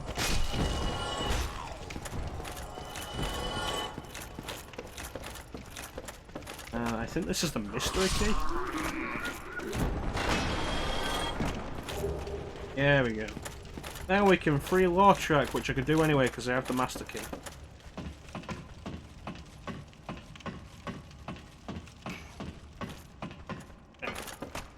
Gentlemen, there's been a development. You've both died.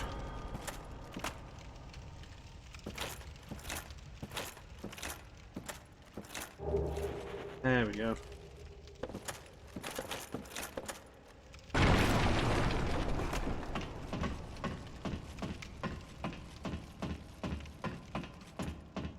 Was that me that you saw finding it? Because I remember I was doing this a little while back for something, I don't remember what.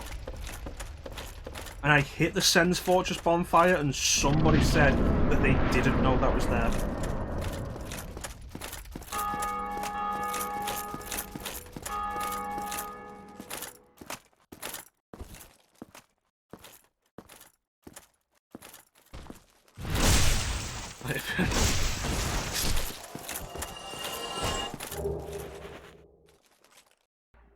If the Boulder Knights ever drop their sword, the Boulder Side Sword, that's actually a really good dex weapon.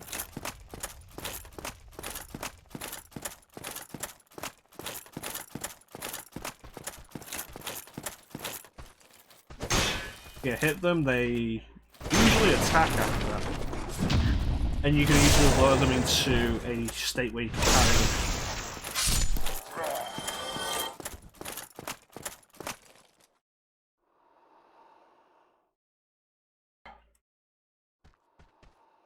Make a quick note here.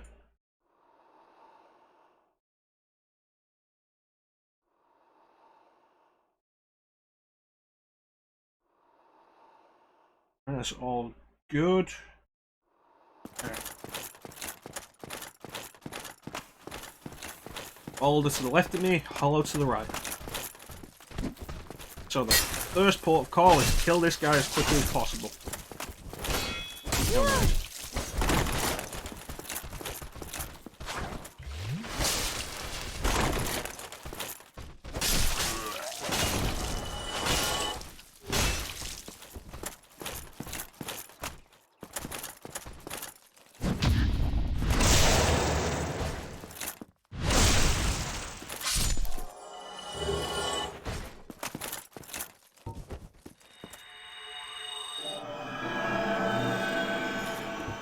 Alright, let's go open that gate.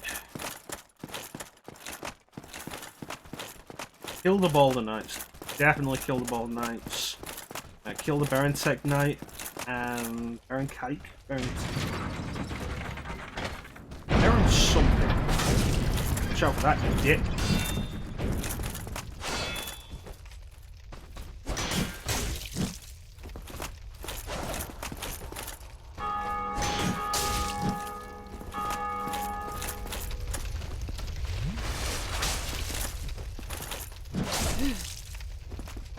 I don't like you.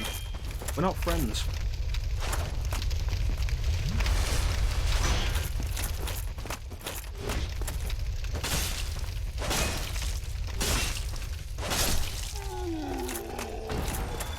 Yeah, kill the big knight, and then kill the channeler. The channeler is the biggest problem. Because he buffs the hollows up there. Guy there, dude to the left. Well, never attack a boulder while it's got its sword pointed like that. Because that's their parry stance. If you attack them when they're doing that, it'll parry you. I've lost my parry skill apparently. There we go.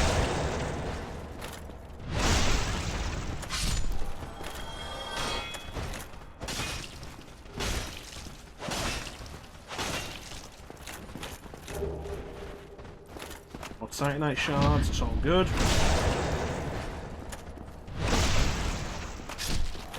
Okay, so if you're gonna fight this guy, you want to fight him in a place where that channeler can't see you.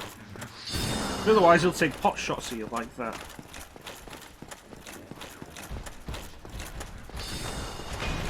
Somewhere like this isn't a bad spot. Take these guys out quick.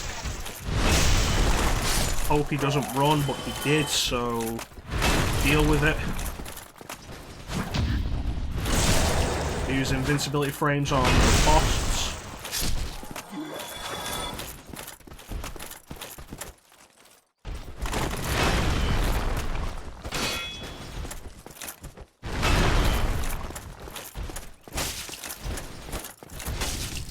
Shit.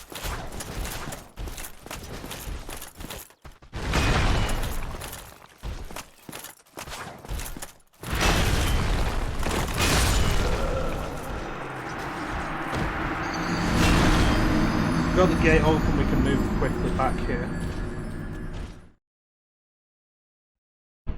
That's something.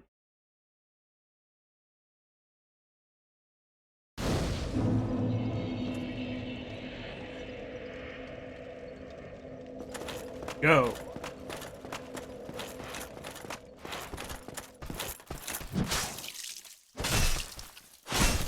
I've just lost the ability to reliably parry apparently.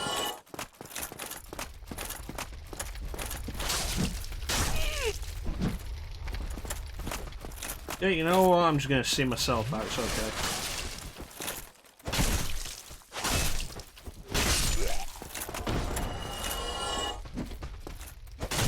This old school. We don't parry, we just smash heads.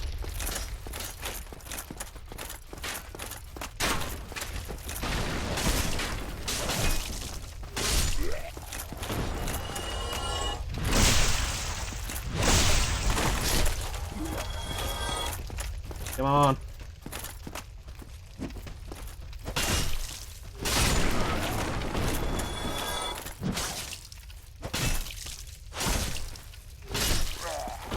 I'm so embarrassed at this really honestly poor display now.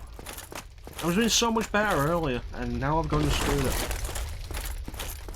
And I've gone and spoiled all by saying something stupid like, I can actually parry reliably.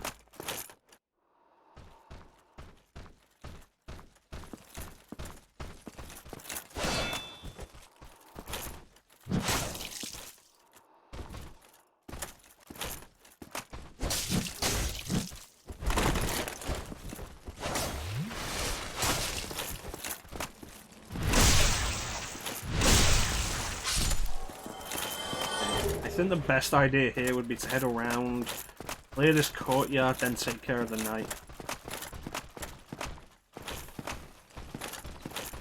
You got something to say? Right. Didn't.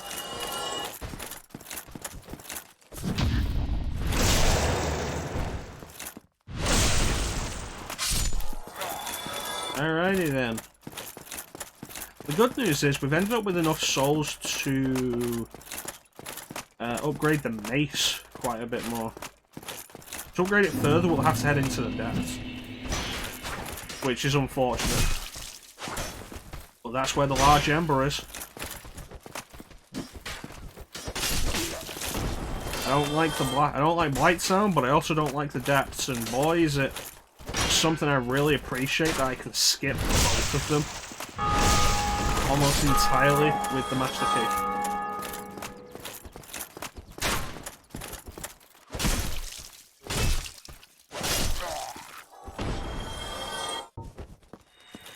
Okay, so we ain't gonna have time to heal during this fight, so I might as well use that now and save the Estus. Oi! Come here.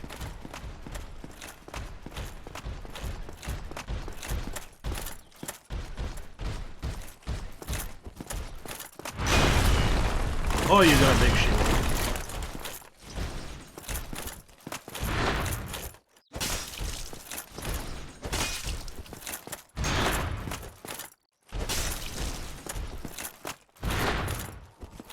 Let's go.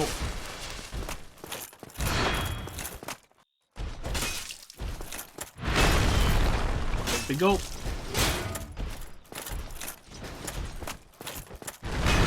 Tower shield.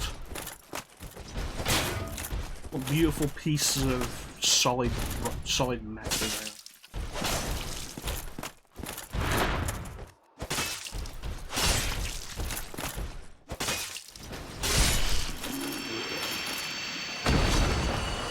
Yeah, boy. Alright, let's go do a bit of quick upgrading. To humanity, restore humanity, kindle this fire. This fire is essential enough to get something out of it.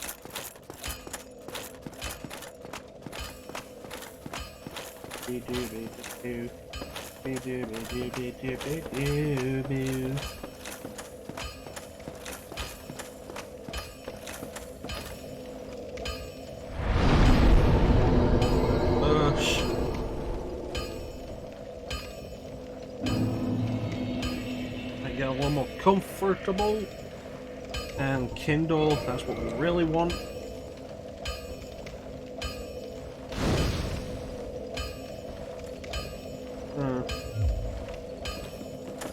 Okay.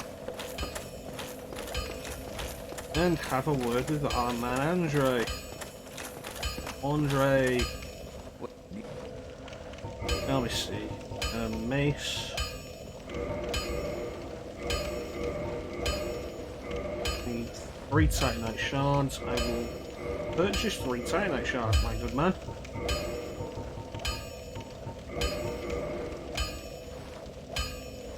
Okay, so now the mace up to 5 is way more useful. And we need the large ember to put it up to +6.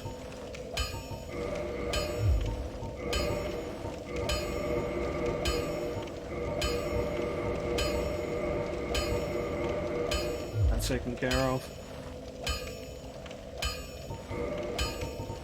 That's shield. Twinkling Titanite. Unfortunately, I have a few. 3 though. Don't get you neither of. The reason you upgrade a shield is because the upgrade will increase stability. Stability dictates how much stamina blocking a hit will cost. The higher the stability, the less blocking a hit will cost. So if you have one shield you're going to stick with, it's kind of worth doing that. But the +5 halberd, the +5 mace is worth it.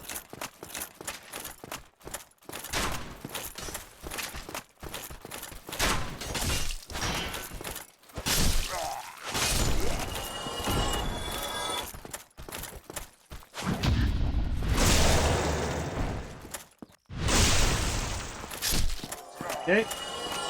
And what I'm gonna do now is move over here. I'm gonna set a summon sign down. I'm gonna be up there a while anyway. Give somebody a chance to summon me. I think I need like 5 sunlight medals for the next rank.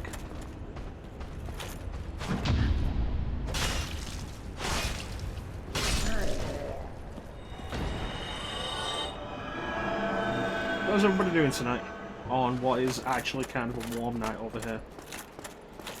Why am I glad I set the mic up away from the fan? The channel is actually attacking?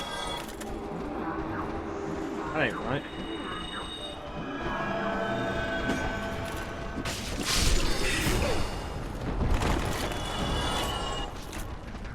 Gotta be careful here because the channeler just cast a spell. This is what he's most commonly gonna do. Cast a spell that buffs the hollows, and it doesn't make them tougher to kill. It just makes them do way more damage. Shit.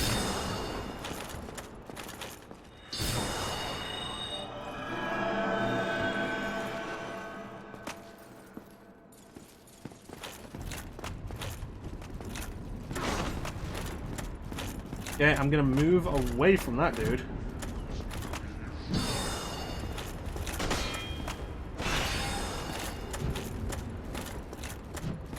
Get to a better place.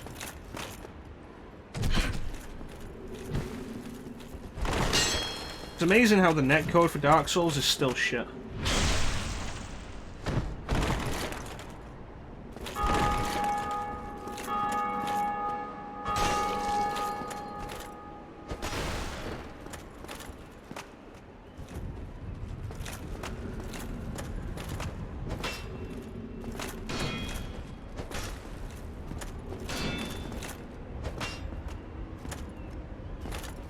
Because this is essentially what any invader battle comes down to.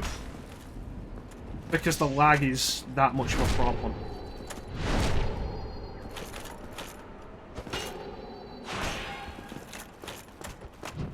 Okay, I just did a good amount of damage there. How high a level is this dude?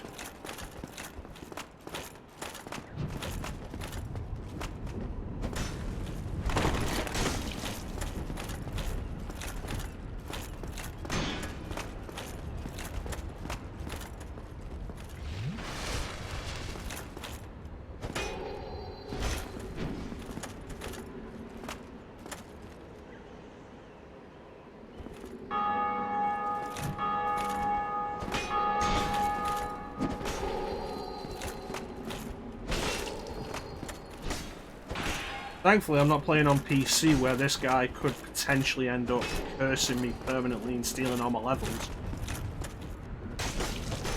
The multiplayer on PC is so full of hacking and busted shit.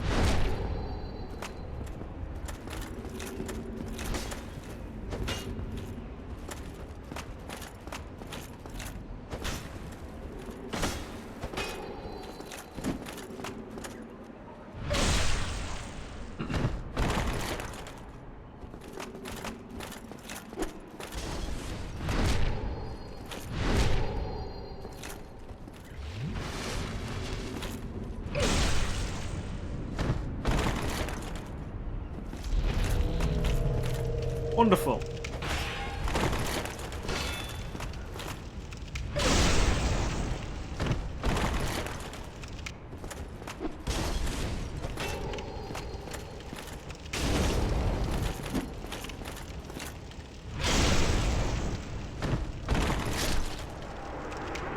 And there you have a very good example of the problem with Dark Souls PvP. There is a good foundation there, buried beneath for netcode. There is always lag.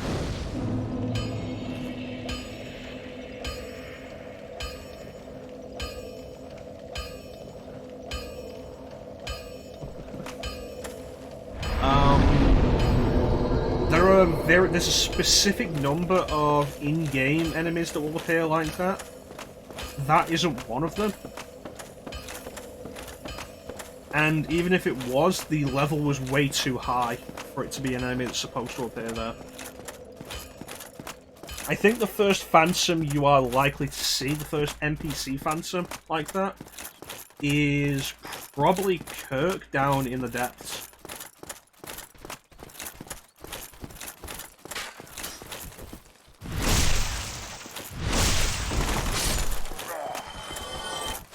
Did the trailer drop during the,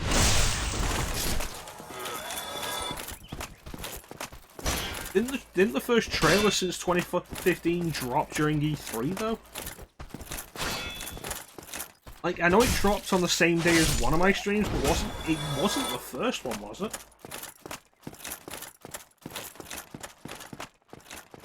Alright, let's try this again. But yeah, the biggest problem with going human is invasions. I've completely forgot about that. Especially in specific areas. A lot of people will camp in specific areas to catch people who are human. Undeadburg is a popular spot for it. And Orlando is one of the worst for it. Especially since that's somewhere a lot of people want to be human so they can summon Solaire. Because Ornstein and Smo is a really tricky fight.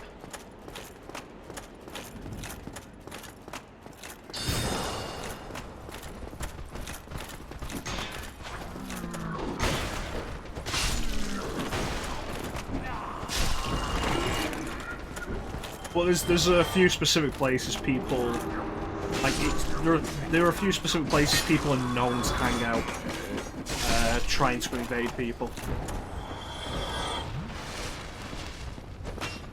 Unfortunately, Undeadburg and Undead Parish are one of them.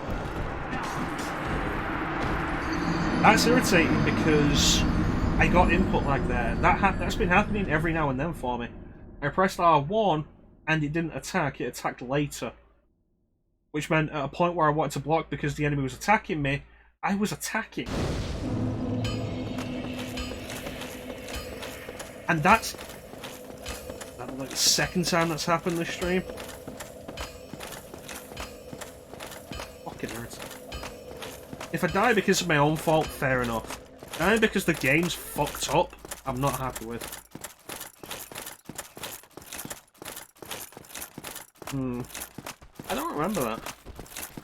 I remember there being a trailer coming out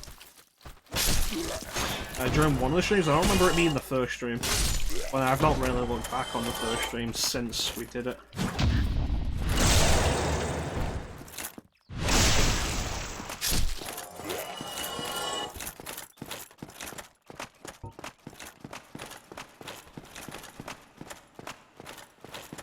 That's fair enough. I just don't remember, but then I don't remember a lot of things.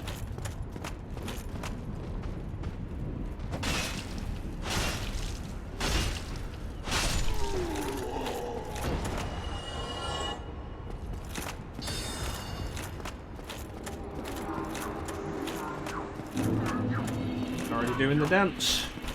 Okay.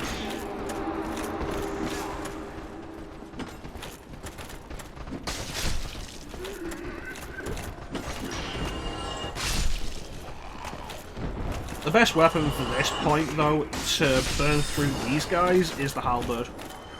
Because you'll just poke through and hit like 3 of them.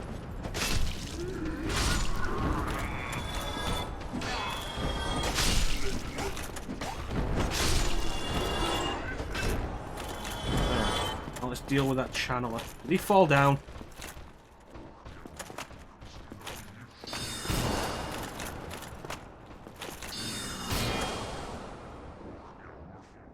Yep.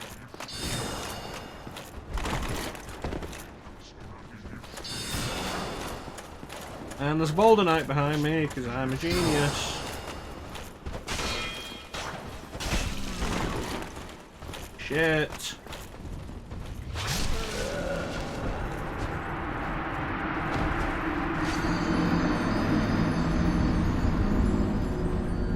Fucking channeler.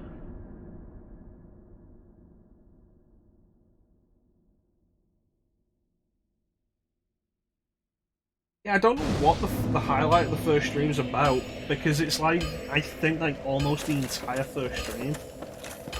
I don't know what that's about, and I don't know if I did that or what, because if I did, I didn't know what I was doing.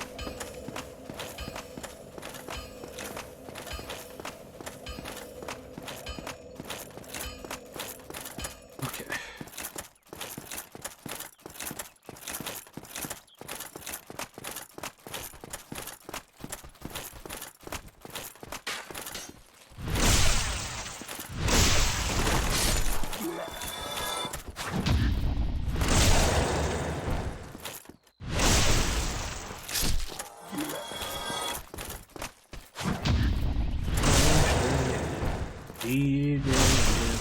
Down before you're done. Rejection, depression, can't get what you want. You ask me how I make my way. Crawl from the lowest low, step by step and day by day. Till there's one less breath to go. Live to win, till you're done. To the light that's in your eye. Kick this dude. Fuck. Coming through. I'm way. Out the fucking way, you prick.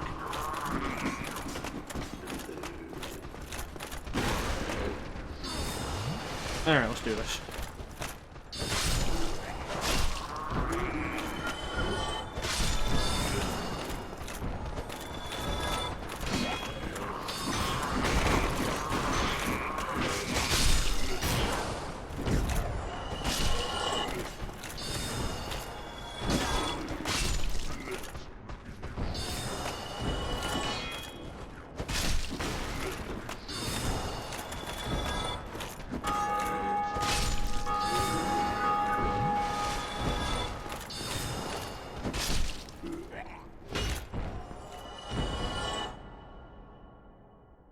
Yeah, that's the fun thing. I actually didn't have a different mic. The mic we've got is still the same mic. The difference is, we're running this through different software now, plus filters on the top, like the noise gate, so you're not picking up everything.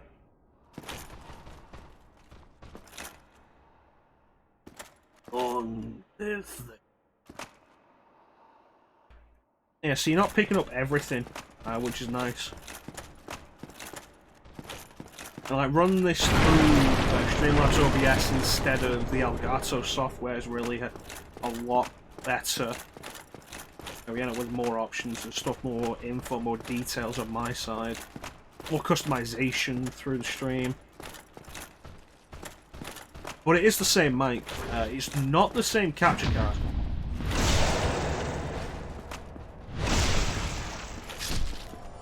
I don't remember if we were still using the Game Capture HD when I did the first stream, or if I'd already bought the HD 60. The HD 60 I got after the Sonic playthrough, because I wasn't happy that was a 60 FPS 1080p game recorded at 1080p 30 FPS. But the mic is the same. I got this mic a couple of years back, before I started doing the Let's Plays. And the main difference in sound quality is down to editing and filters and stuff.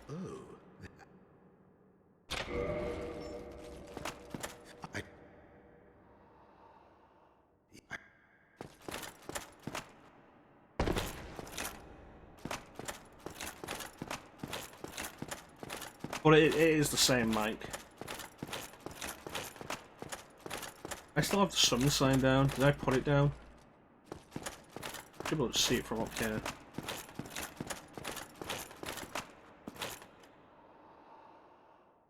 I don't even know where I'm looking at.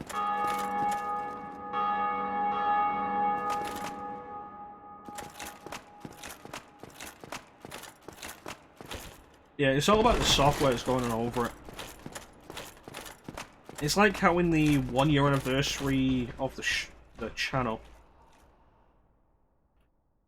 Yeah, that was a different mic with LKC. That was a headset. When I was doing the commentaries. I didn't put a summon sign down.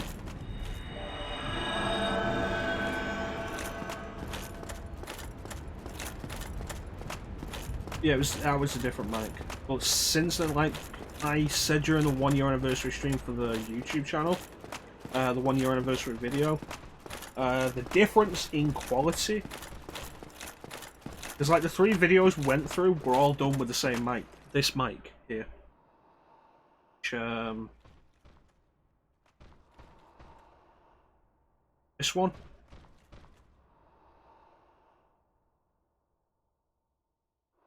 All done with that mic.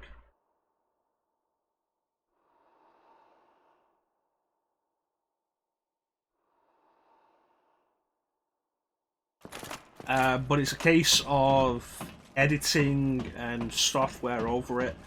The software over it's particularly for the stream. It was only a few months ago that we started using the noise gate. So with the noise gate, the way that worked was, before that it just picked up everything. But now it will only pick up stuff above a certain decibel. Because before that, like, the fan I have over there couldn't be turned on because you could hear it, like, through the entire thing. This fan here is quieter, but you can probably still hear it otherwise. In fact, you know what, let me go into the filters for noise suppression and noise gate. Plus gain. Combine the 3 of those, and it cancels out the background noise while leaving my voice fairly well intact.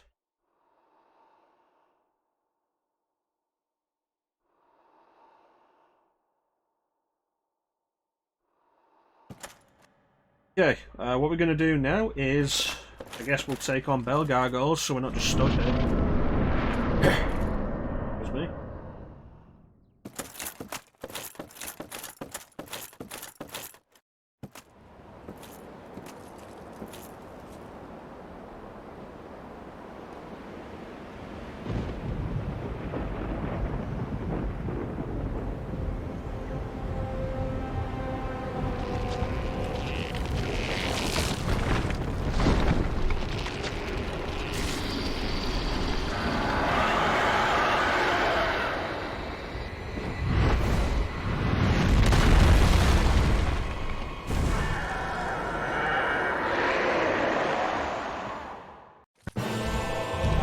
Okay, and things are going to be a little different this time.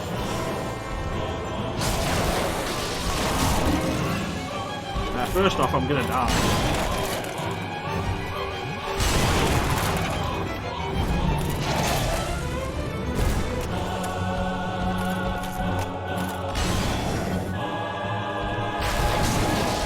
If I'd actually waited until I got to Warrior of Sunlight +1, the thing you get for that is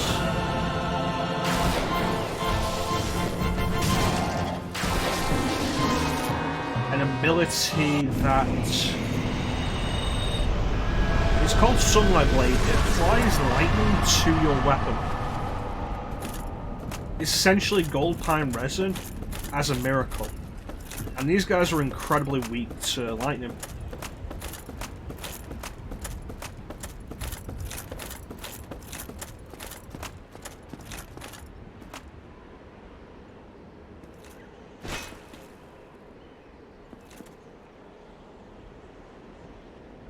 Excuse me. But yeah, these guys are incredibly weak to lightning. So either like have lightning spear, sunlight blade, or just apply gold pine resin to your weapon, and you'll have a much easier time with them.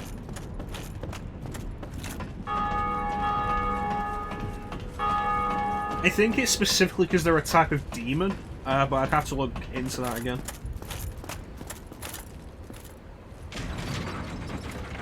I think most demons are weak to it.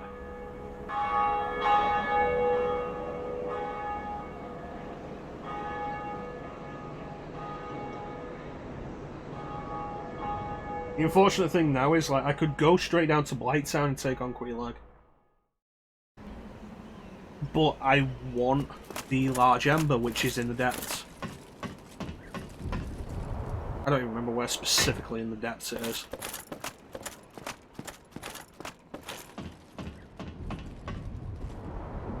In fact, let me take a quick look at where the very Large Ember is. Large Ember and the very Large Ember. Perhaps continue until you reach the kitchen, along the back behind the butcher table. That is not far in, I can grab that. Very Large Ember is New Londo Ruins. I'll probably go and get that. Grab myself a transient first.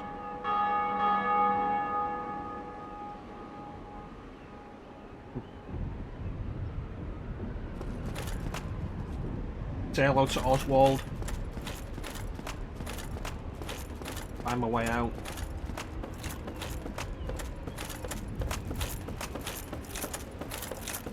But yeah, some people mess around with doing weapon upgrades in various ways. Divine weapons, magic weapons, chaos weapons. I'm a simple dude. I just like to make my weapons at the very least plus 10. And if I can make a weapon to plus 15, if you get a decent weapon and you can make it to plus 15, plus 15 takes a lot, and the final upgrade you need a Titanite slab. And there's a specific number of those in the game. And they're kind of a pain to get. However, the plus 15 upgrade is brutal.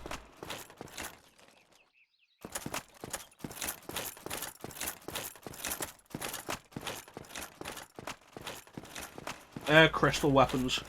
Crystal weapons are interesting. They do a lot of damage but can't be repaired.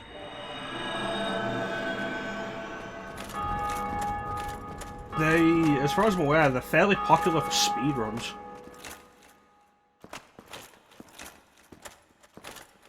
Because it's a lot of damage for very easy requirements.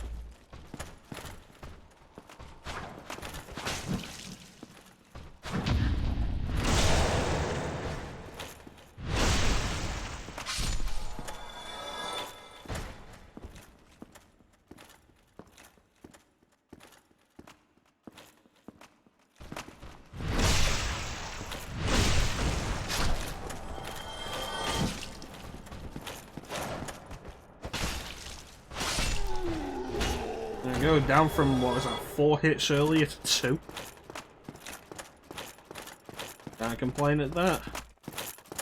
But we got the basement key though, so we can head down to Lower Undeadburg, and we'll have to kill the Capra Demon for the key to the depths. Yeah, great time for that to appear. Should have been more aware of that.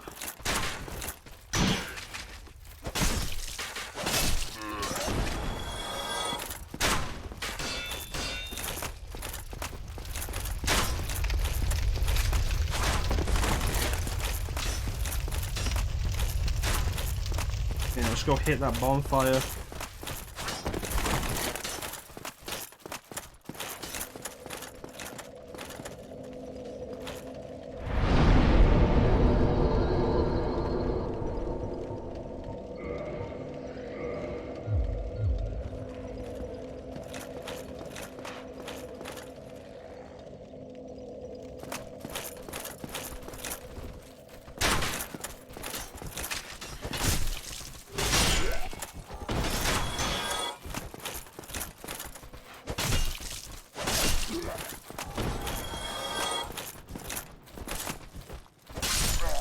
There we go.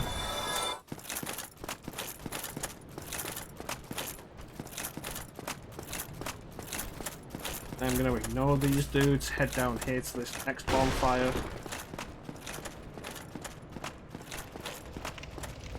Because this is closer to downstairs.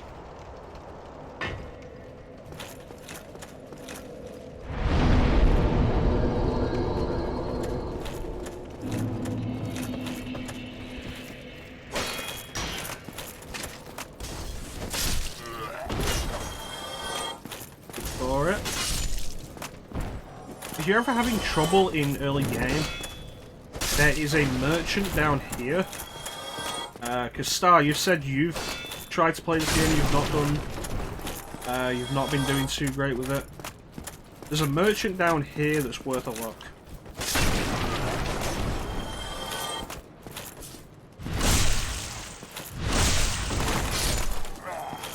Standard Dark Souls practice is to buy everything from a merchant and then kill them. Because they'll probably have something they weren't going to sell you that can be of some use. That's Well, awesome. now, you seem to think I try. What do you actually got? Don't need the residence key because I have the master key. I've already opened that door.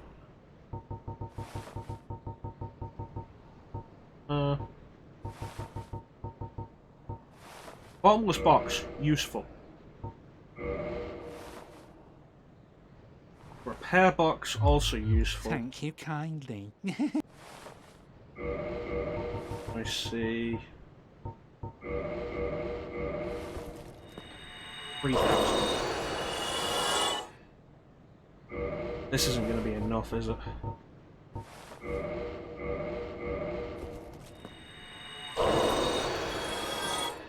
Nope. A little bit more, go kill a couple more dudes. I'm gonna buy that repair box.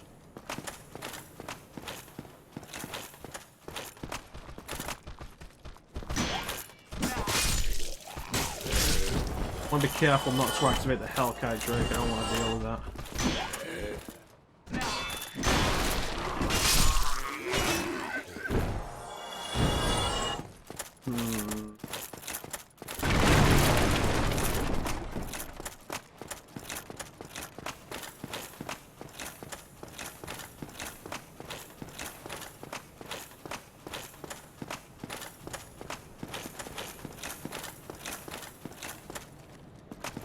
More dudes to kill. Those dudes. Make my way back here. Alright, let's find out.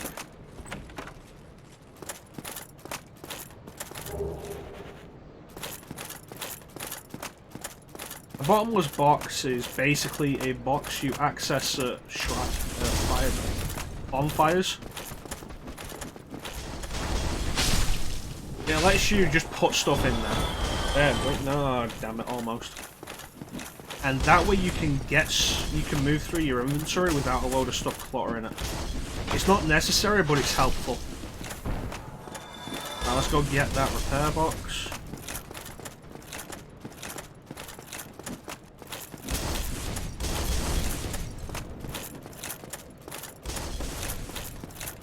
If you're still watching Star though, this is the main thing that you might be interested in this guy for. Repairing isn't as overly required as you'd think. Though the repair box is nice to have. Oh, thank you very much. Well, that's everything of actual use this guy has. Gone mad, have you? Why me? Little Julia. And he drops the Uchigatana. The Uchigatana breaks fairly quickly. It's a fantastic dexterity weapon. And has a good chance of inflicting bleed. Its durability is fairly low. But, what was that? Like, 14 strength, 14 dex. Easy enough to set yourself up for. It's got a decent moveset. And is pretty powerful. That can carry you through most of the game. If you're having trouble with early game, that is a good early weapon you can get yourself.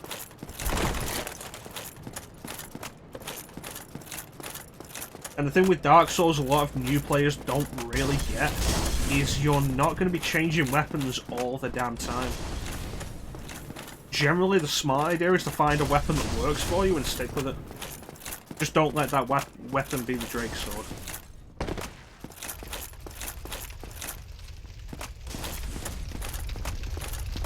Okay, here we go. Watch out for dogs.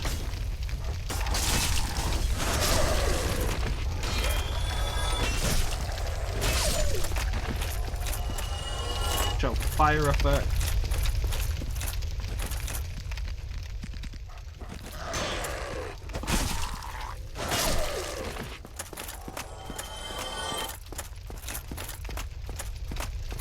Somebody, some help! I'm out.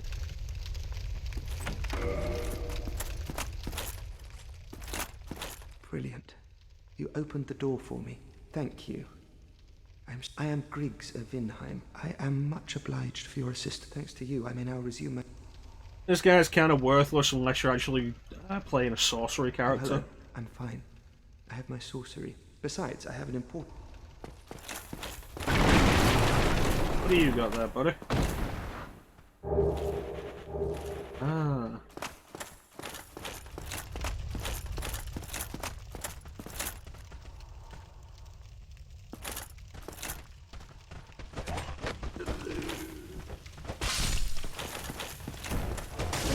Yeah, it's one of the things that catches a lot of new players off guard, just how long weapons can serve you in the game. And then the biggest problem is once they figure that out, when you get to late game and all of a sudden you do need to switch weapons, it can be a problem for a lot of people because they'll have spent a lot of resources on a particular weapon.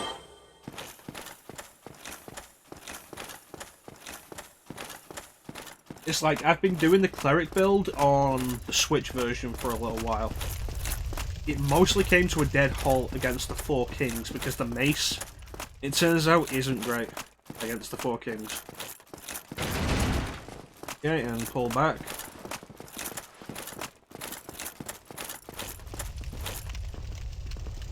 And, you know, boy, that's fun. Shit.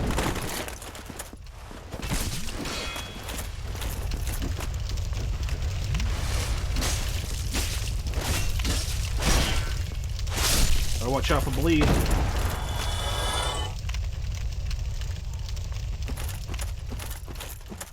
Anyway.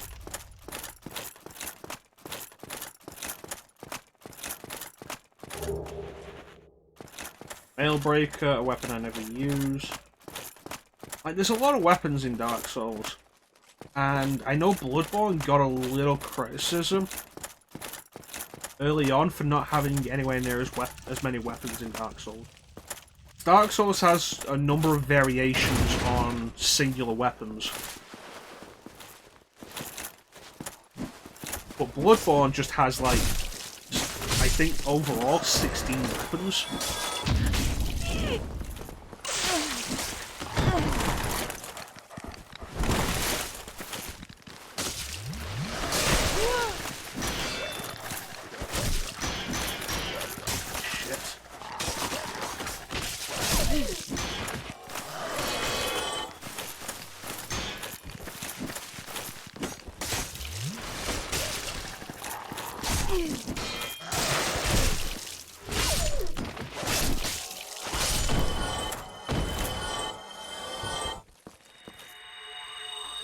Yeah, Bloodborne has, I think, overall, like, 16 weapons.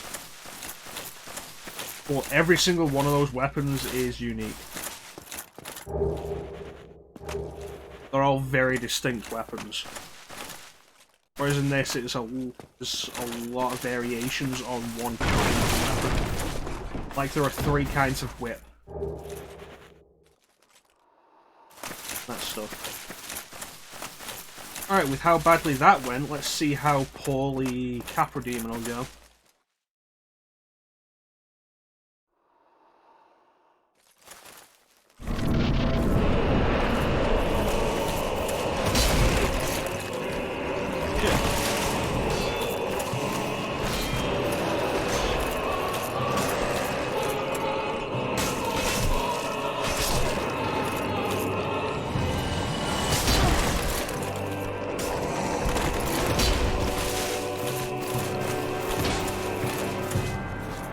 Come on, doggy.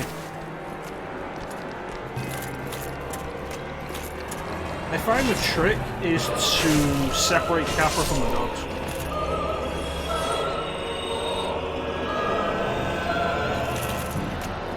After that, Capra is basically a fairly standard enemy. it can just do a bunch of damage per attack.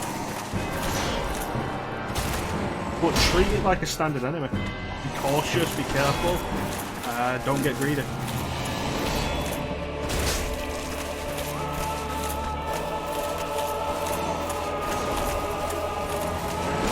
The two biggest things working against you in this fight are the tight quarters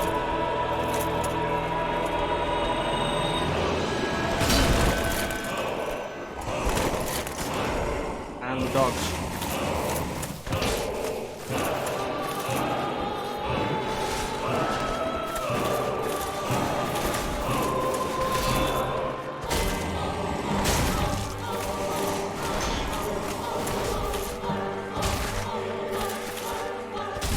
If anything, I think the tight quarters are a problem because of the camera.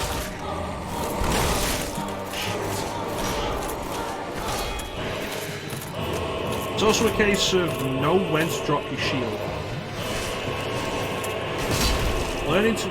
Why did that go for my car? Learning to drop your shield between enemy attacks is very important.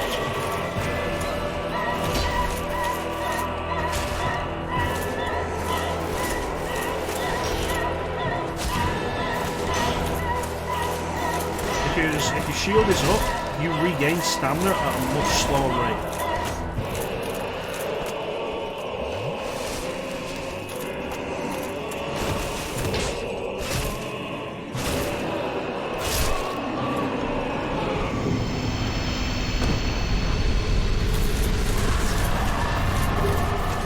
So I can see why that would be the bane of a new player. Especially up to this point, that's probably going to be the enemy that will attack, the boss that will attack you the fastest.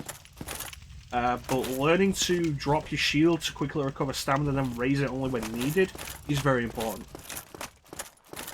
But yeah, I've never actually died to Capra. Like, you hear all these stories about how Capra is like one of the worst early game bosses. It's like, I've never died to him, but then there are bosses later on that you hear people like, oh, this boss is easy, I never died to this. I was like, shit, I died a bunch of times.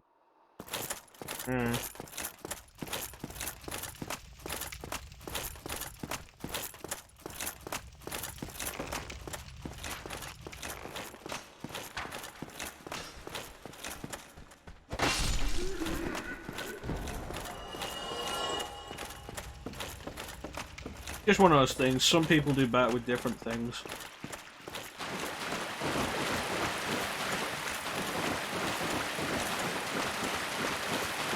I'm trying to think of where the last bonfire was. Gwyn is... Again, Gwyn, I think, is tricky for the same reason I can see Capra being tricky. Not the tight quarters, because Gwyn is fought in a large open area. It's because Gwyn is fast.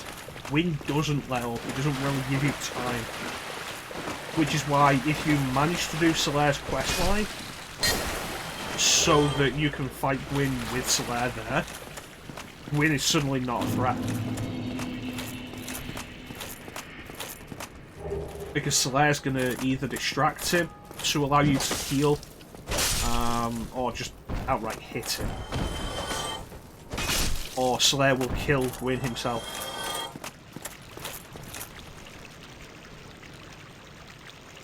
Or, you know, if you can find somebody who will put a summon sign down in the kiln. Like, how many people actually put summon signs down in the kiln? If somebody's gotten to the kiln, they're usually doing that. They're usually just going to finish the game. I don't think I've ever seen a summon sign in the kiln.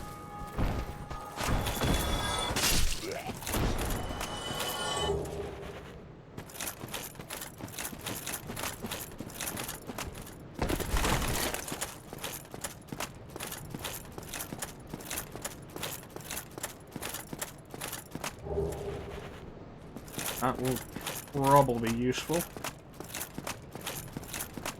I don't remember where a Ring of Rare Sacrifice is, so Ring of Sacrifice will probably end up being useful to me.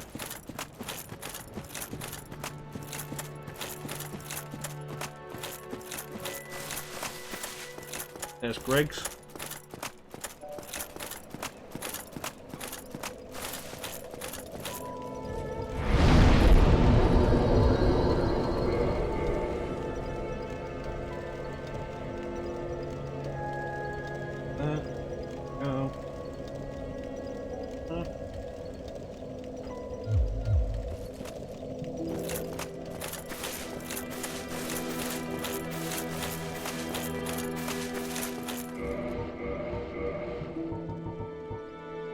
See.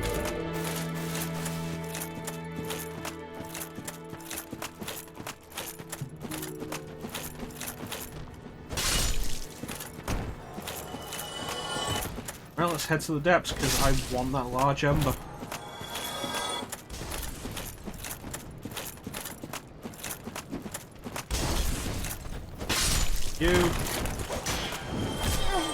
You. You think I am a Goomba?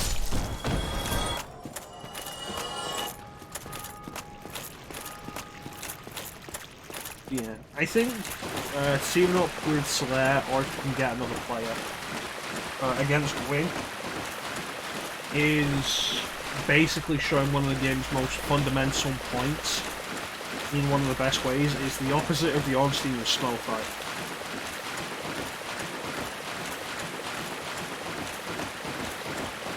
Ornstein and Smo is hard, largely because it's 2-on-1. If you get somebody in there with you, like Slayer or another player, it's a lot easier to handle. Because you can start doing it 1-on-1. And the same's true of Gwyn. 1-on-1 can be tricky because Gwyn is on you all the damn time. But if you make it 2-on-1, Gwyn hasn't got a chance.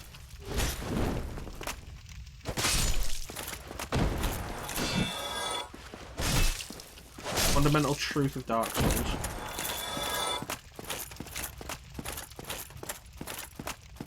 It's like the those three. I think there were Sentinels in Dark Souls 2.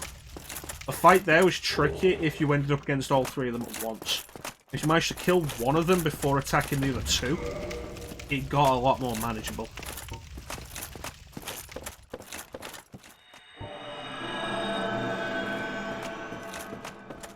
Okay, let's try this.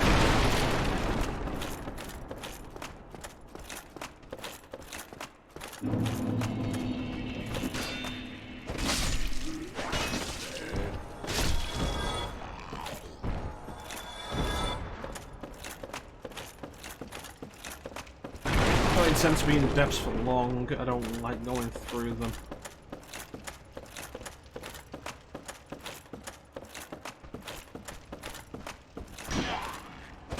And unless you're doing like an all bosses run, it's not worth fighting the Gaping Dragon.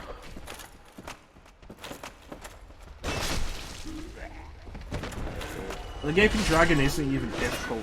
The Gaping Dragon is just a tank. It takes so damn long.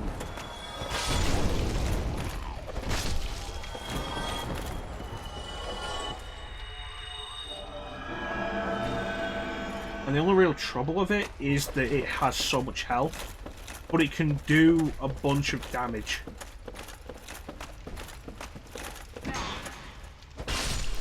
So while its attacks are easy to avoid, all it takes is a couple of mistakes in what is a long, drawn-out fight. And then you restart. Boy, is that fun. Yeah, I'm stealing your chest.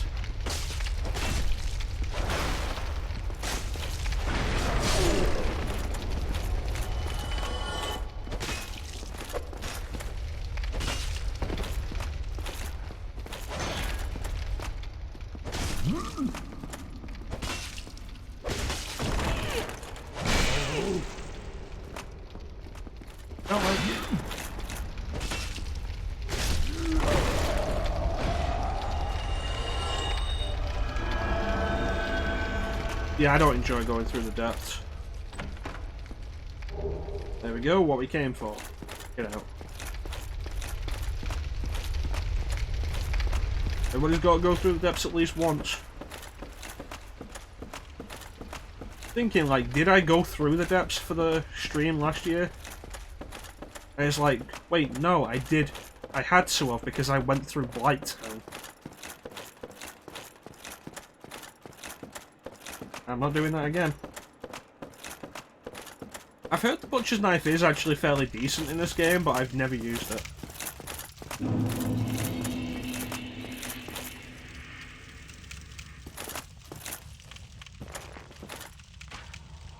When did they respawn? I didn't set out a bonfire after killing these guys. Shit. I need to switch back to my shield. Yeah, it's like I must have done because I went through Blighttown and the only way to the top of Blighttown is through the depths.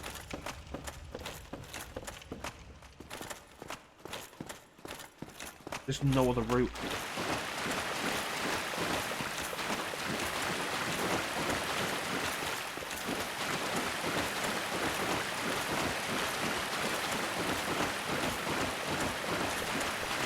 How many chunks do I have? 2 chunks.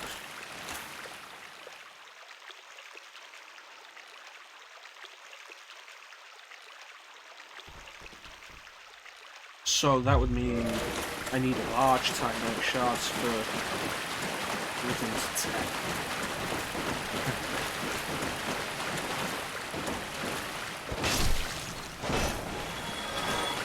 10. Yeah, I went through like every area from the stream last year. Boy, was that. That was something.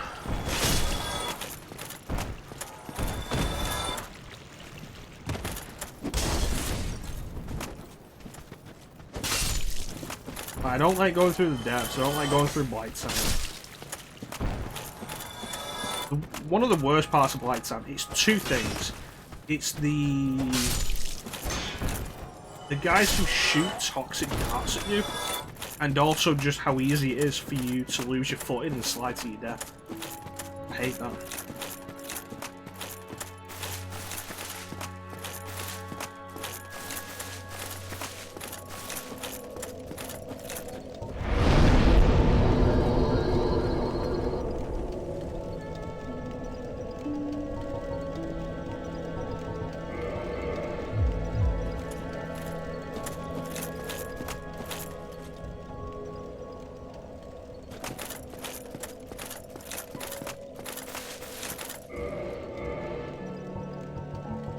Place the blue tear stone with...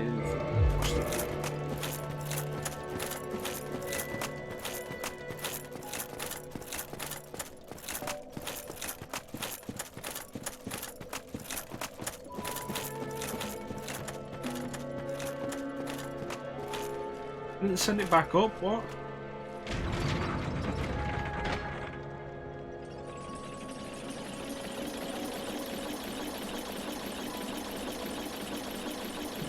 I think every Souls game has like at least one of those areas.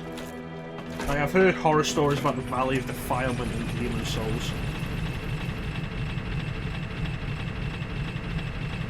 I'm not sure what the problem area you call of Dark Souls 2 would be. Because like there were a bunch of areas there that were just not fun to go through anyway. Dark Souls 2.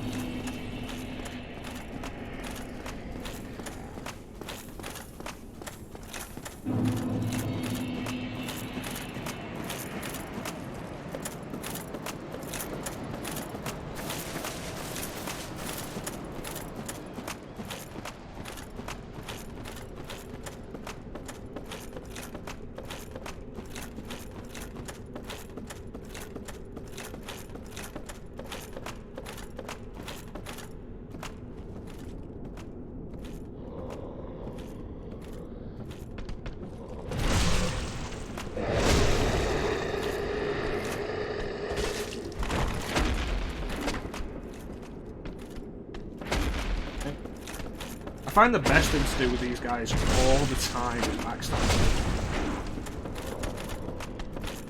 And they're really easy to get the backstab on, thankfully.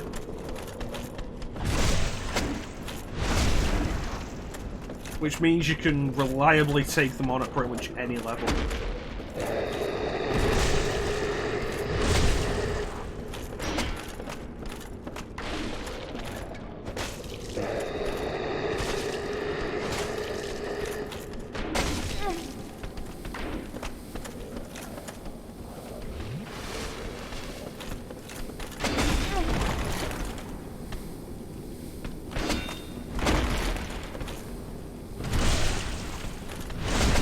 back off. Alright.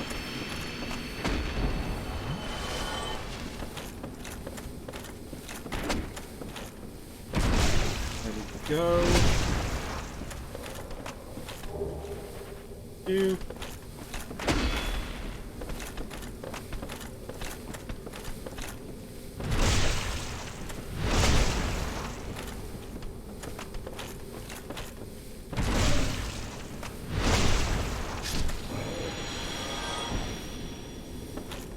Pie.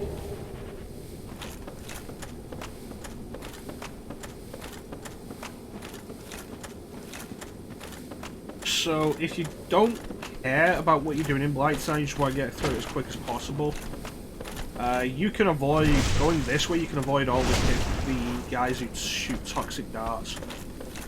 The issue is there's a firekeeper soul down here guarded by like 5 fire dogs and maybe 5 guys who shoot toxic darts. And it's worth going for them.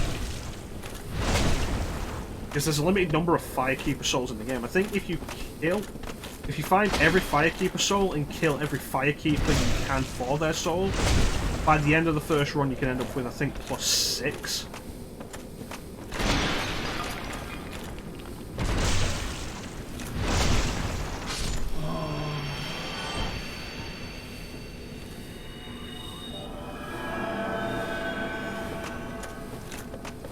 It's worth doing because each plus gives you extra heals. It heals more. Just the way I came. Did I get turned around? I did, didn't I? Yep.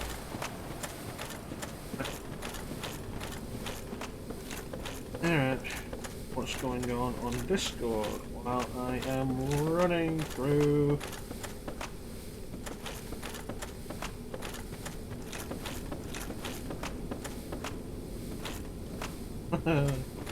Star sharing meme.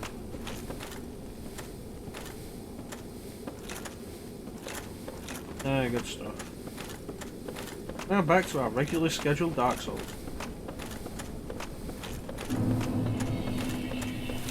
Everybody's favourite area that nobody likes going through.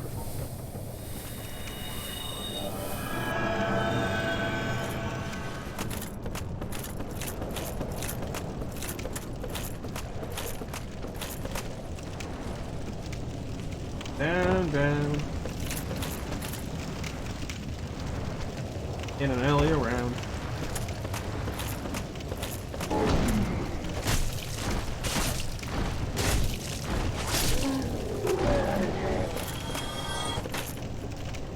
Ah!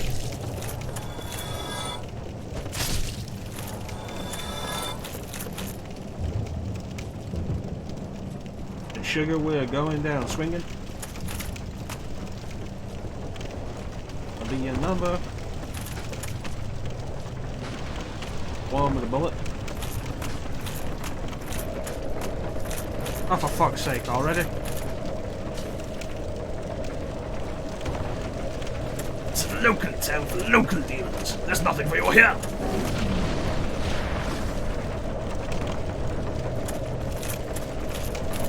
To be fair though, like, as bad as Blighttown is, it used to be worse. At least the frame rate's better in Remaster.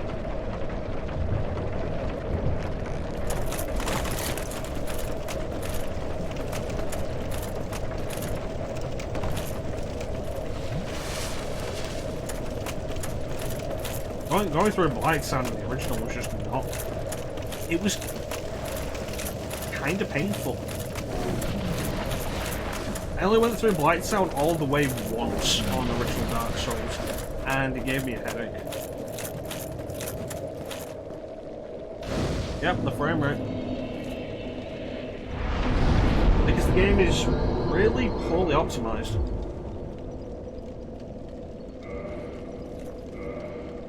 And Dark Souls doesn't really do culling. So you go into Blighttown and the entire area is loaded. And the problem with that is that Blighttown is one of the biggest areas.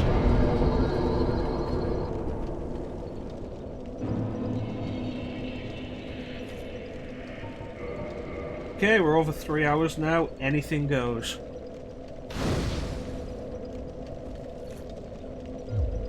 So specifically go human here to draw in an NPC invasion.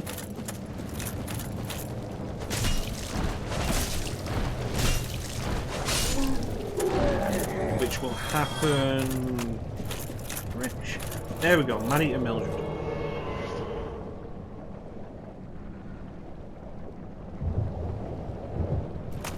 I hate the flies that constantly respawn as well. I think the best way to tell whether or not an invader is an NPC or another player is to see whether or not they're jumping all over the place.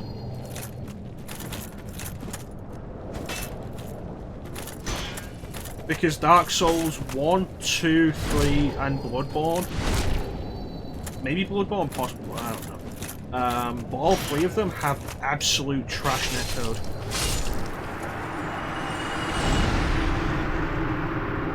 It's a shame. There's an interesting thing you can find of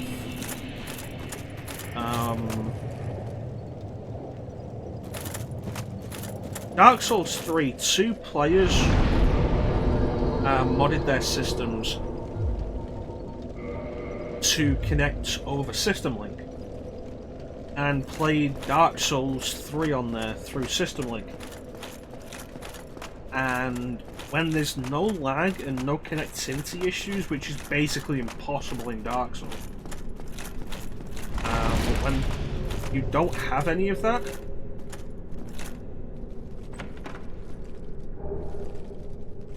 the PvP is actually surprisingly deep and nuanced and a lot of fun.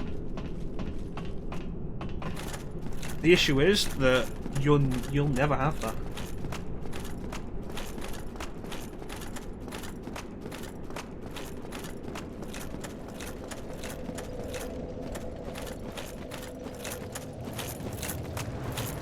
Why not pick this up?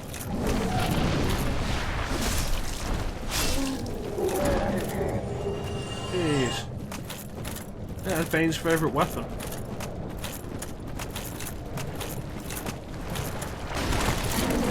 So it's basically a guarantee that you're going to get poisoned down here.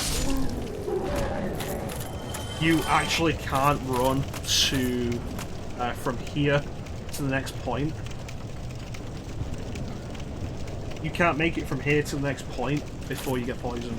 Even with a rusted iron ring, which means we don't slow down in the water, poison, no way you can get through it without being poisoned. Yeah, making it all the way down to the bottom of Blighttown is a chore. Like, the one saving grace of the toxic dart dudes is that they don't respawn when you kill them. The issue is getting to them to kill them.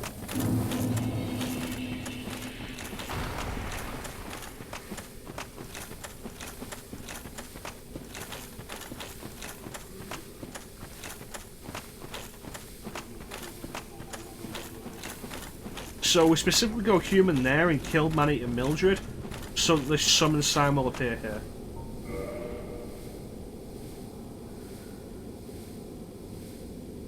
There is, but you'd have to go quite out of your way for it. To the point where it's not really worth it, considering just how quickly it is here.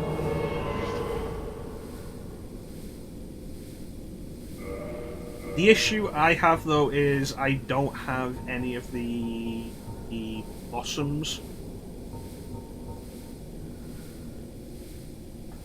Because you get the blossoms that will... the purple blossom that cures poison, reduces build-up. And that's the best way to handle it, but I didn't kill any of the tree dudes.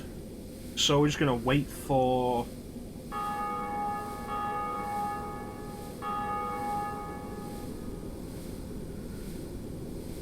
poison to run out. Now what do we got? Opo's gone live. And that's about it. That's all the news from my email account.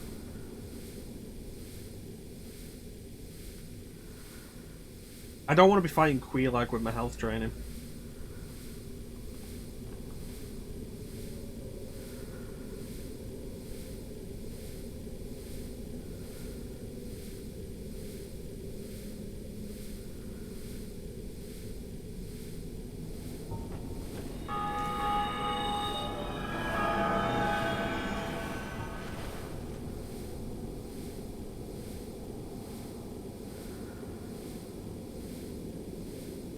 Queelag's interesting. Queelag is... Japan has a reputation for taking traditional monsters and making them weirdly sexy. Not even weirdly sexy, making them sexy monster girls.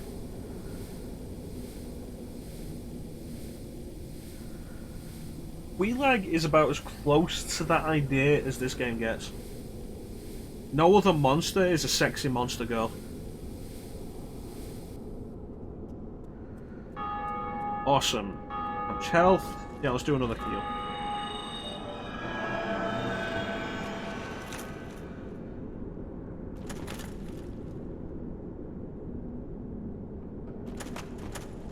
You know, at some point, Bane, just for you, maybe I'll do a stream of criminal girls. I have it, I've just never played it. I have basically everything that I was even mildly interested in a Vita now. On the Vita now. Which is a good thing because the sales don't seem to happen for the Vita anywhere near as much.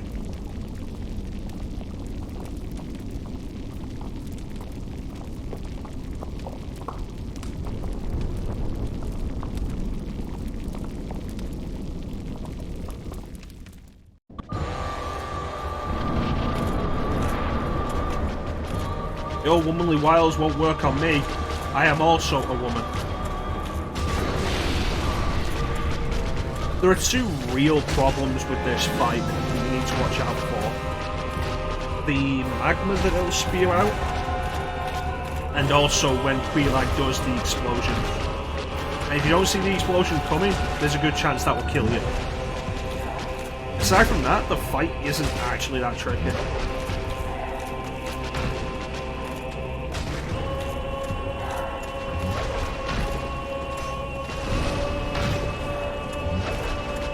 Of course, you gotta watch out because Queelag's sword does fire damage and there's basically nothing that blocks it completely. Although, I think Dragon Quest Shield is better. Yep, there we go.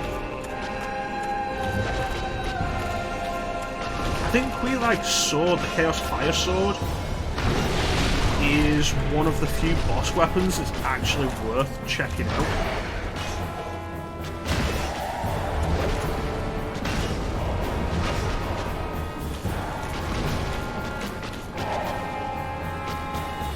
Didn't want to do that. Now get out.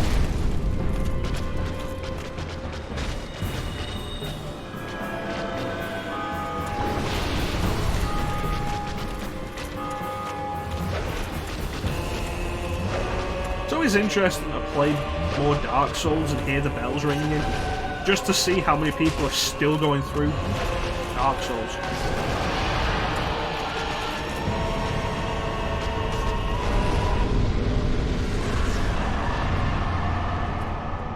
Thanks, Mildred.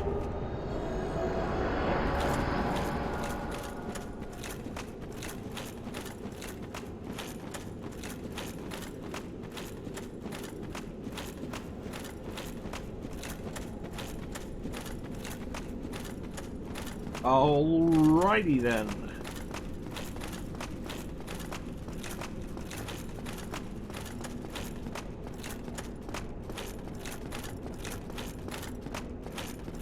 Ring bell number 2. I remember the first time I got down here, it's like getting to the parish on the first time is difficult, but it's not a long journey. I mean, it can take you a while, but you know where you need to go fairly quickly. There's the bell, it's about getting to it. finding the second bell down below is much more of a journey. And getting it the first time was a hell of a thing.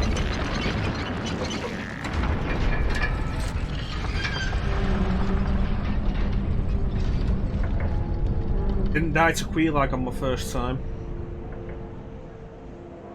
I have died to a since though.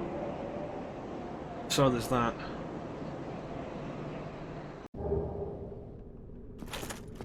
Homeward Bone, but it's worth activating the bonfire down here.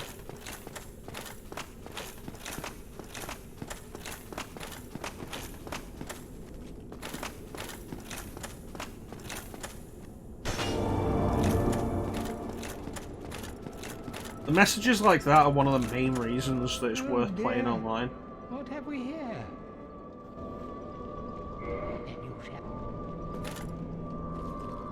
I knew it. Oh.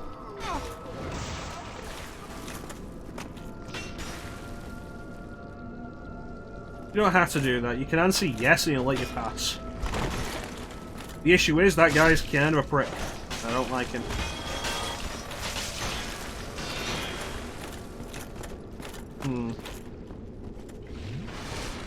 What's this a bad idea?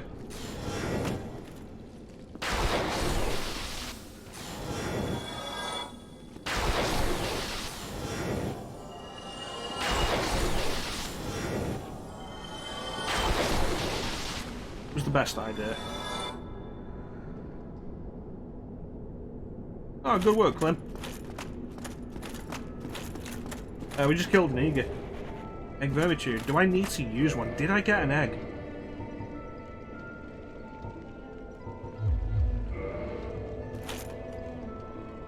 Doesn't look like it.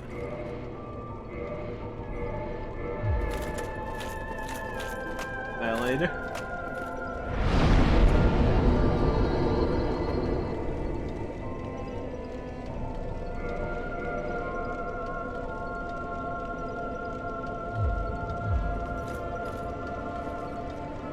You know, if they finally do what I've been suggesting and do like the original trilogy, RE1, 2 and 3 originals, on modern systems with trophy support, like just put them out together as a thing, that would probably be like the only time I'd get a platinum on a Resident Evil game. I think I got close to the platinum on RE5 on PS3 and then just stopped.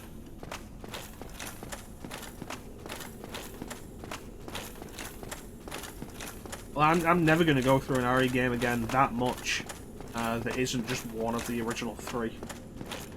And by that I mean 2 or 3.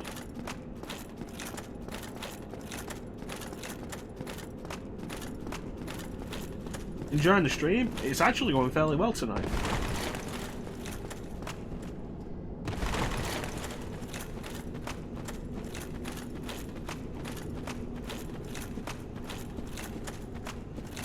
It's always been the thing for me. I've said it before, like, I only go for platinums as long as I'm still having fun.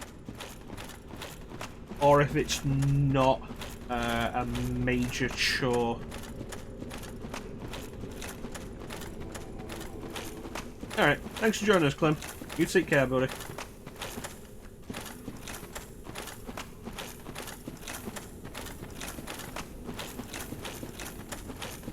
I've tried following myself, Bane.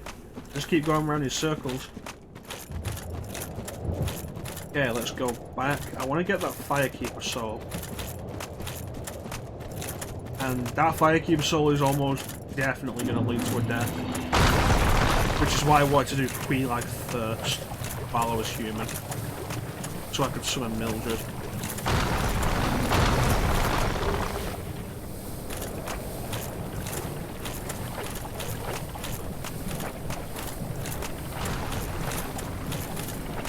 Okay, reset the bonfire so we respawn here.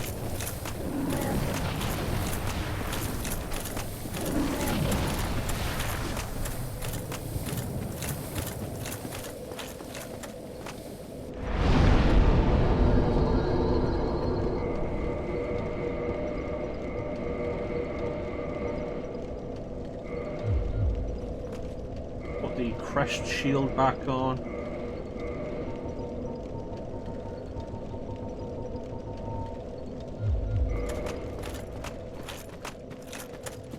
If you want to try and avoid toxic, the best equipment for that is basically thief gear.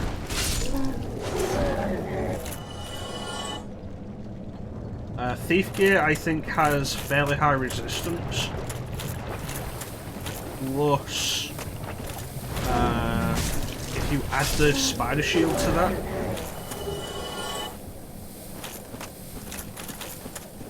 the spider shield, I don't think you can be toxin through the spider shield.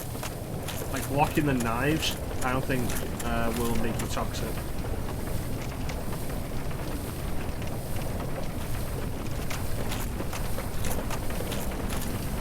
Okay, up we go. Baby, can't you see? Oh, man, the galaxy ocean, they're on wall, man. It's dangerous. I'm falling. There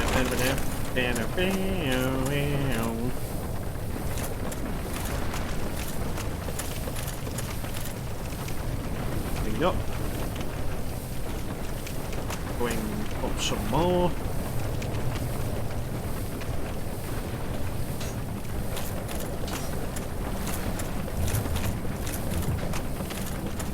Jump this.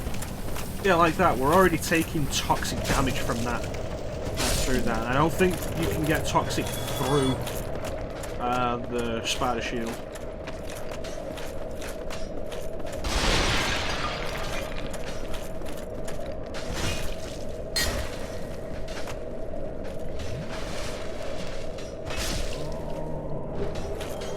Yeah, the real problem here isn't even these dudes. These guys are annoying. But once you take toxic, if you are gonna just power through it, it's not so much of an issue. And once you're toxic, they can't add toxic to you. The issue is when you go down there and deal with the fire dogs. The fire dogs will probably kill you.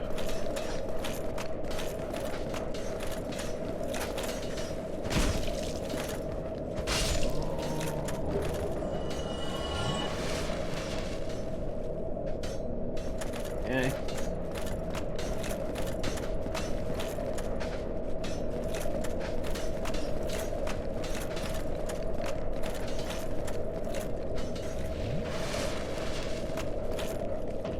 Go.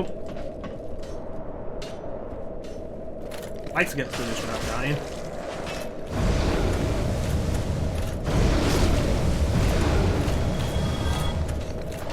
It's like deal with the fire dogs as well as toxic.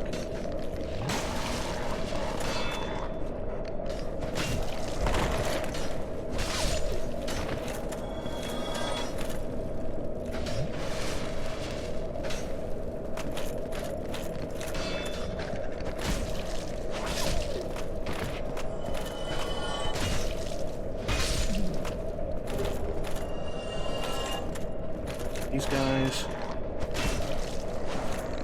Shit.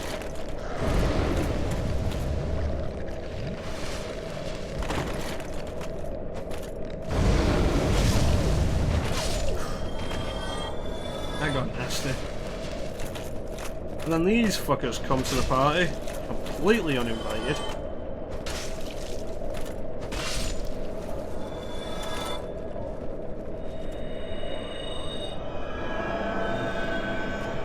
Almost done it.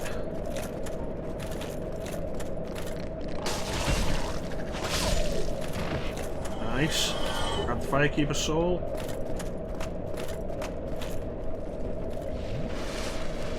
Biggest issue is probably going to get hit with Toxic again. Toxic has almost ran out. If it runs out before we get out of here, that guy will end up applying it to us again. But one that's left.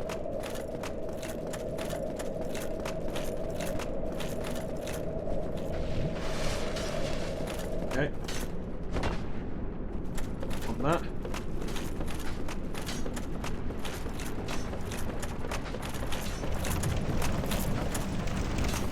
Sweet. Where do I go? There we go. That makes up for a lot of shit that's gone wrong in this session. Like, that went a lot better than I expected.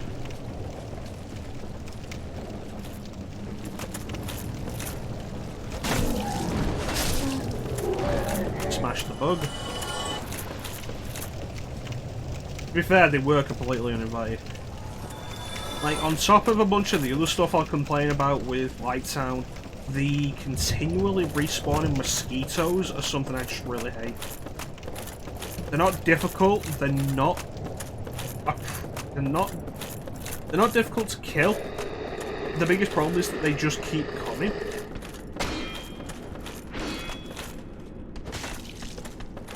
And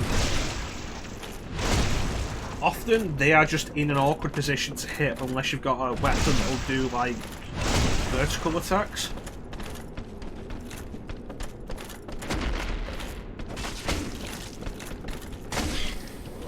Fuck.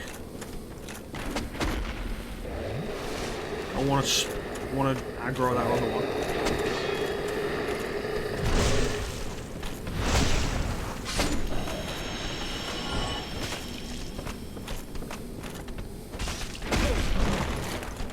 Course.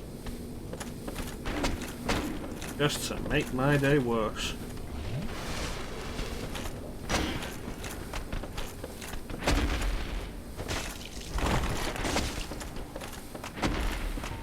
Wanted the backstab there.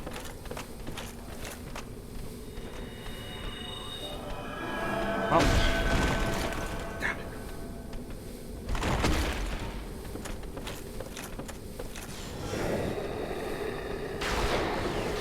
Not as far as I'm aware.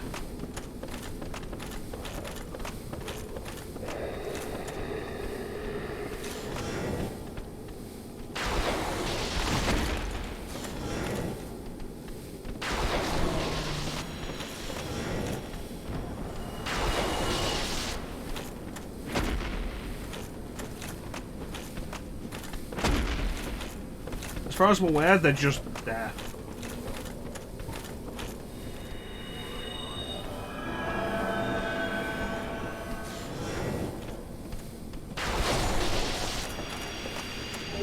Boy, do I love Lightning Spear. Once you get a taste of Lightning Spear, you just don't want to let it go. Hey. Wonderful attack.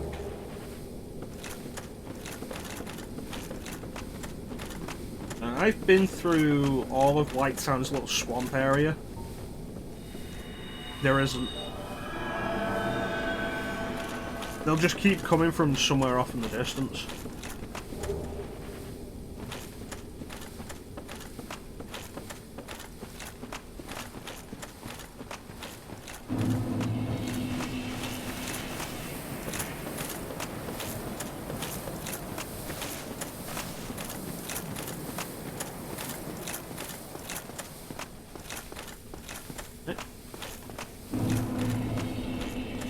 There's also the thing of having heal as a thing separate from Estus is also really useful.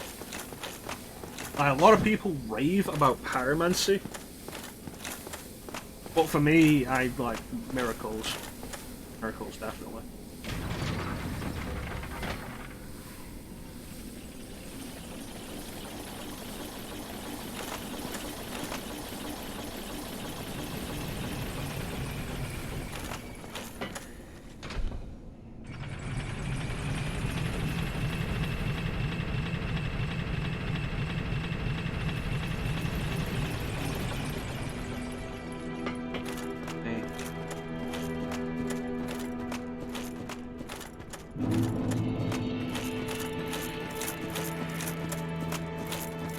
So at this point, shit. Yeah, Lotrex killed the Firekeeper. And I also never got that Sunlight medal off him for rescuing him. Damn it.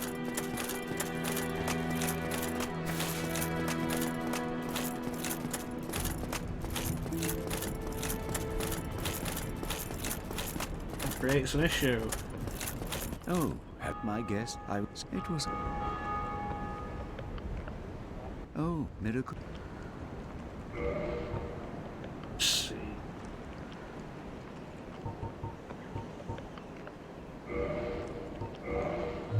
Homeward is as useful as you make it. It's basically Homeward Bone in a way that never runs out.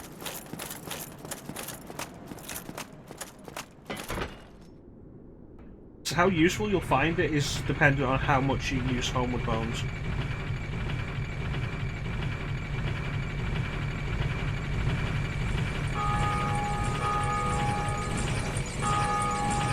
People are still ringing that bell.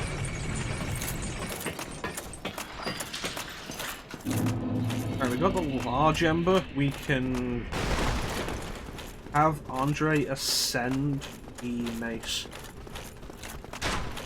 I think we've got one large Titanite chunk, large Titanite shard. I think we might be able to go to the next level. Oh no, definitely not. But the same's true of Homeward Bone.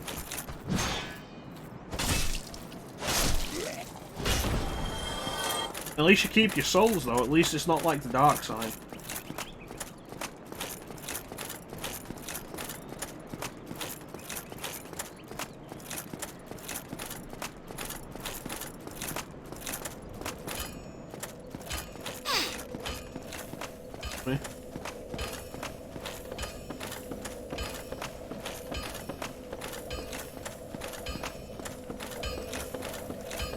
Sit here and punish everything.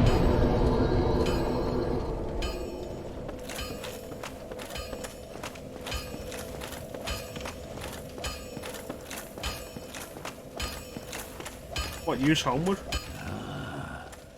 Why not let... My, I can.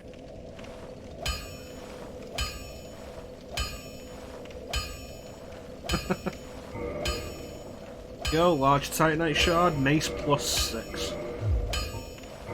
To reinforce mace plus 7 requires another large Titanite shard, which Andre doesn't sell. Don't get yourself killed. Neither. Alright.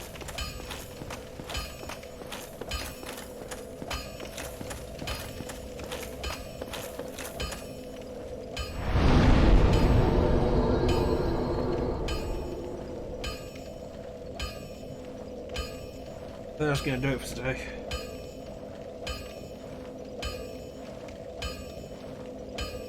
Oh.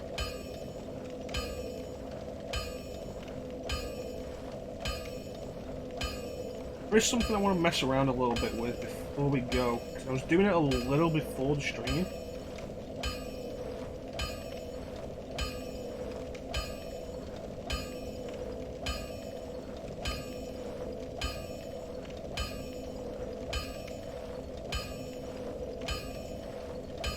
Remember everybody, zombies are weak to the button.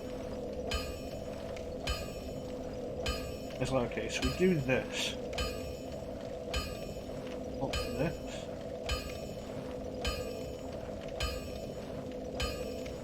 That.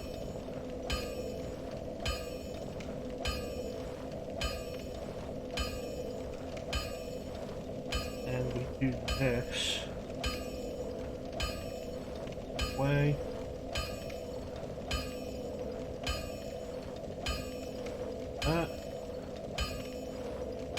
Nah, it was working better, but that must have been with the light from outside as well.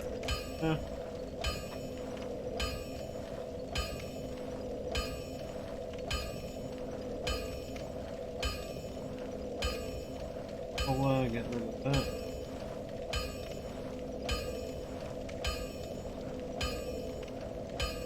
Kind of interesting messing with the chroma key to try and get rid of the background so we don't need to have a specific part sectioned off. It made some horrifying stuff messing with the chroma key, like my eyes going completely black, which was interesting. Excuse me. Well, that's going to do it for the anniversary stream. It's been a year since we started streaming. May 9th, 1999. Welcome to 2000, everybody. I can make this go brighter. And then the camera adjusts for it. And it's actually not bad, though the issue, I think, with that is this side here ends up more in shadow because of the contrast.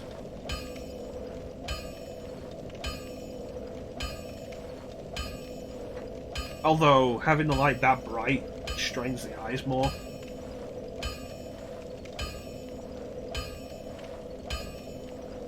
Yeah, thanks to you, Ben. Thanks to you for joining me for a year of streams. Like I said before, like, without you, we never would have gotten this far. You've been here since the beginning, and I honestly can't thank you enough. Your constant support throughout the entire year has been a massive, massive encouragement. And thank you to everybody who joined over the course of the year. Professor, who joined us back in, I think it would have been September, when we were doing a Lunger. Thank you to Professor for joining us and regularly coming back. It's really cool of you. And everybody we've met through other streams. The group from Ali's stream, Flame, Star, Ali herself. The group from Teak stream, Teak, Ninja, cool people. I think it was specifically September because I remember we sped up the Alondra streams because I wanted to have them done before October.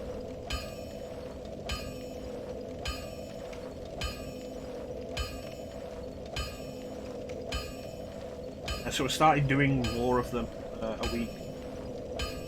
Yeah, in the Desert Shrine.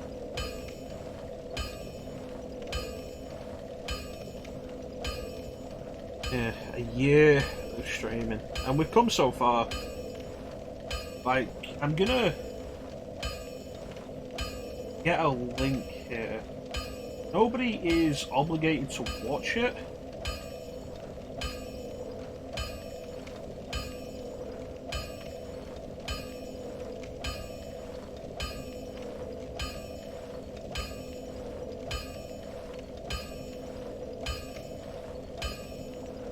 But like, if you want to see just how far we've come, I'm gonna put a link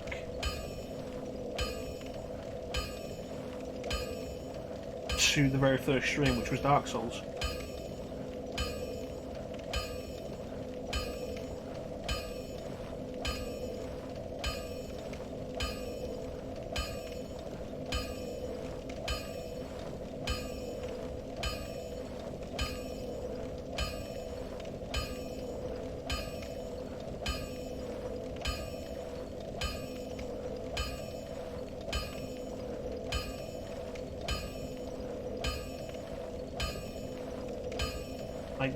That's a link to the very first stream we did a year ago, Dark Souls Remastered on Switch. And like, if you want to see just how far we've come, like, we didn't even have the chat displayed in that. And like, the mic, it was the same mic, but like, without a bunch of stuff over it. We're still using the Elgato software, so that was kind of rough. Yeah. Stasa, she was with us for a while.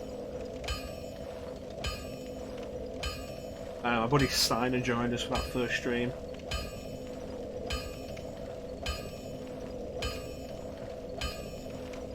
We went through a bunch of streams. Going directly through the Elgato capture software was always kind of a pain. I didn't start using Streamlabs OBS until after I started following Ali. And saw some of the stuff Ali was doing.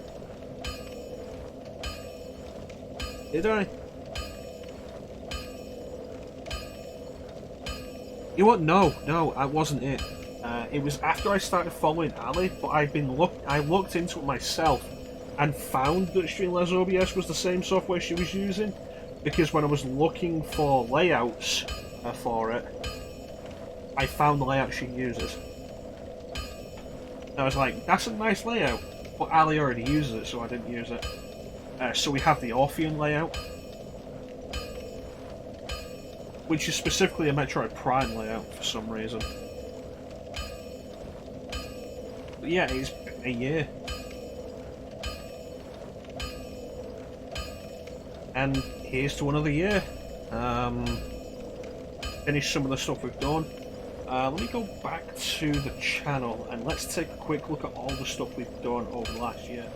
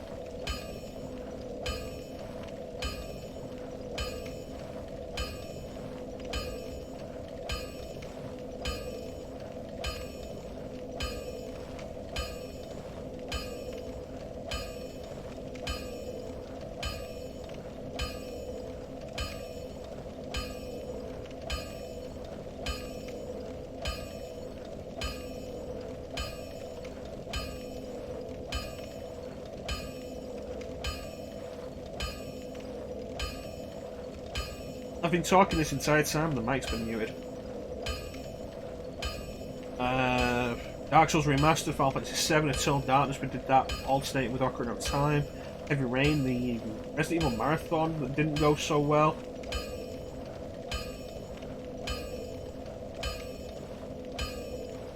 Alundra, which was really good, but can be frustrating at times. Majora's Mask, the Ocarina of the Symphony of the Night Look mod run.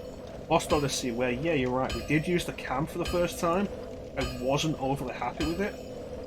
Specifically because the camera was over there and it was looking from the side. I didn't like the way that looked.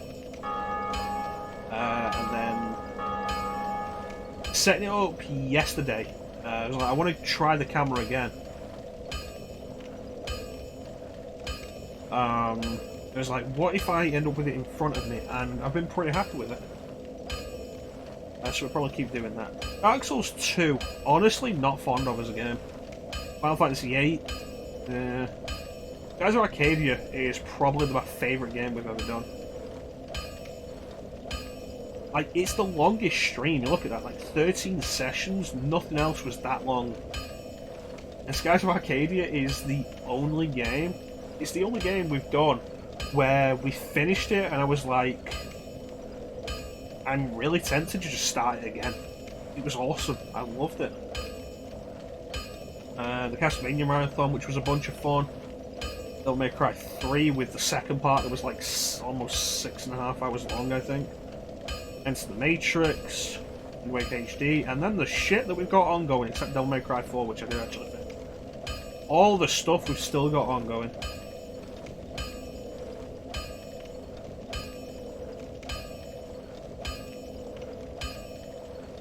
Yeah, I did it as a one-off and I wasn't sure whether I wanted to commit to it, but then we ended up going back to it on a whim in January.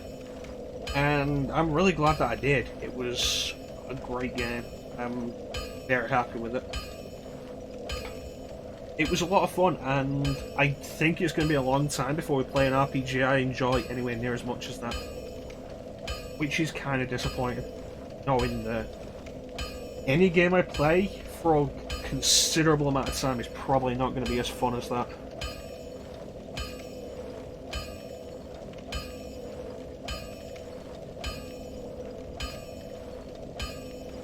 But it was fantastic.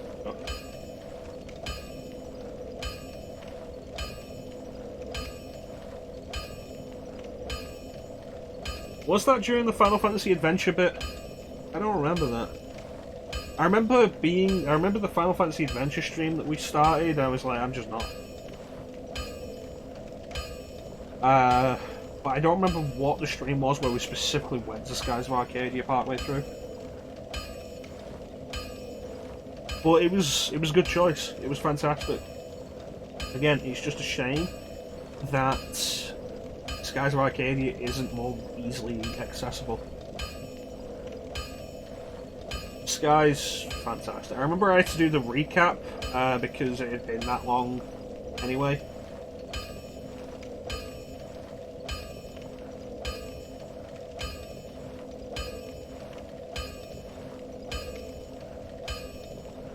Good stuff. We'll probably, like, we go long enough, I'll probably go back and do Skies of Arcadia again. It was a lot of fun.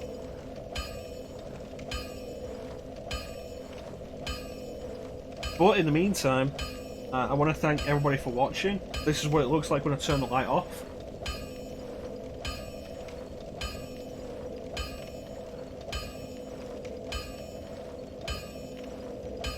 And I'm back.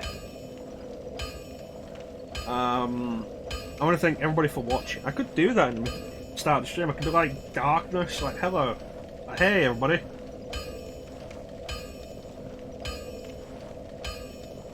Be like right here. Nah, that'd be stupid. Won't do that. Yeah, I want to thank everybody for watching. Thank you for a year of watching me stream. To everybody who's joined, Bane who's been there from the beginning, everybody who's joined since. Thank you so much. You guys are what makes the streaming worth doing. I say it all the time, like the chat is what makes the stream for me, and thank you all for joining me. Big special thank you to everybody who joined today's chat, in particular Clem, Bane, Teak, Star, Ali and Professor. Thanks for keeping me company on this Dark Souls one-off of sorts. We'll be back next time with more KOTOR. We are on Tatooine.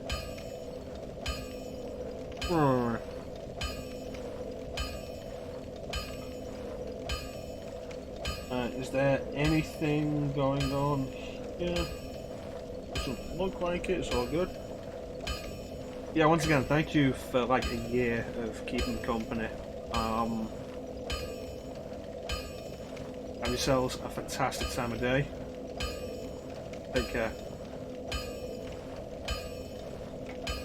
You mean Dark Souls or the Cleric Run in particular? Like, the issue with doing the Cleric Run overall on stream is the grinding for Sunlight Medals, which requires the multiplayer. I need people to summon me. Maybe we will. It's going to be saved on the PS4 anyway.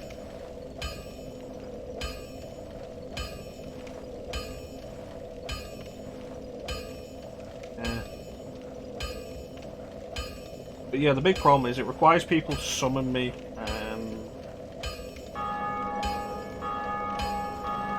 like, that's something completely outside of my control. But we'll see at some point. Probably going to give Dark Souls a while now. Bloodborne later this year. I can't say for sure when, but definitely later.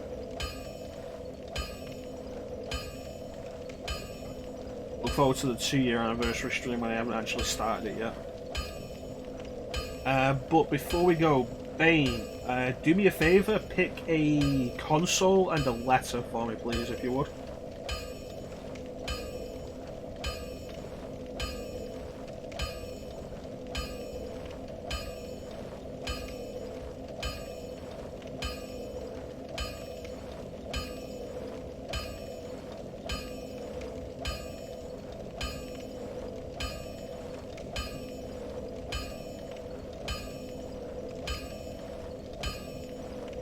Alright, that means a game, once we're done with the current stuff, a game for Super Nintendo, beginning with C, and chances are that'll be Chrono Trigger.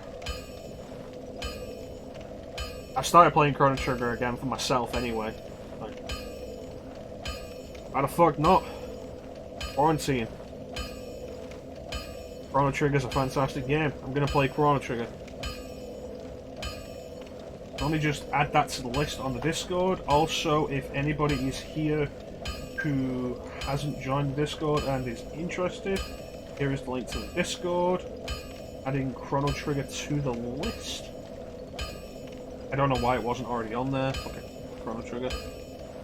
It's always the thing, like, it's kind of a... Is it a happy coincidence?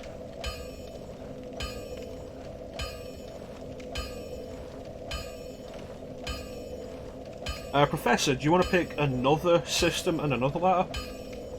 If you would, please. It's kind of a happy coincidence, like the name's mecha-chrono. Chrono has been stuck to the name for years. I came up with that when I was making my PSN ID back in 2011, and that was Green Chrono. And that was my online ID for basically everything. But in a couple of years back I changed it to Mecha. I think that was last year. Like early last year. Mega Drive S. That's interesting. Let's see about that.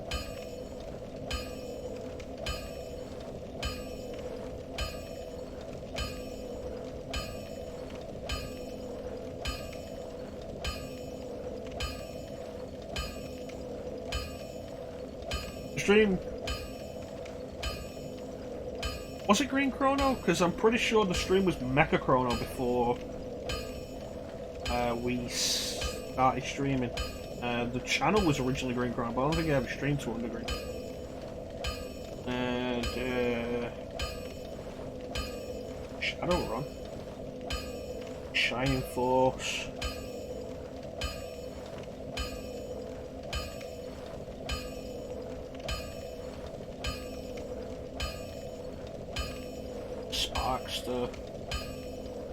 Splatterhouse, Streets of Rage 2,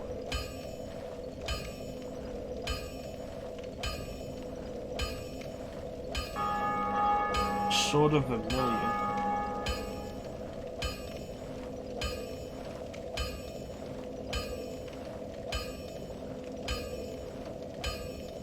I'm pretty sure it wasn't, but at this point who knows what exactly the date was. You know what I'm going to do? I'm going to add Sonic 3 Complete. A ROM hack of Sonic 3 and Knuckles. So once we finish with the current stuff, the stuff we'll do after that will be Chrono Trigger and Sonic 3 Complete. So that should be fun. Thanks guys. Yeah, the Chrono bit, it wasn't originally intended as a thing for Chrono Trigger. I didn't even play Chrono Trigger properly until after that. It was just a happy coincidence that afterwards, like several years after that, I finally sat down and went through Chrono Trigger on the DS, and really enjoyed it. Chrono Trigger is a fantastic JRPG.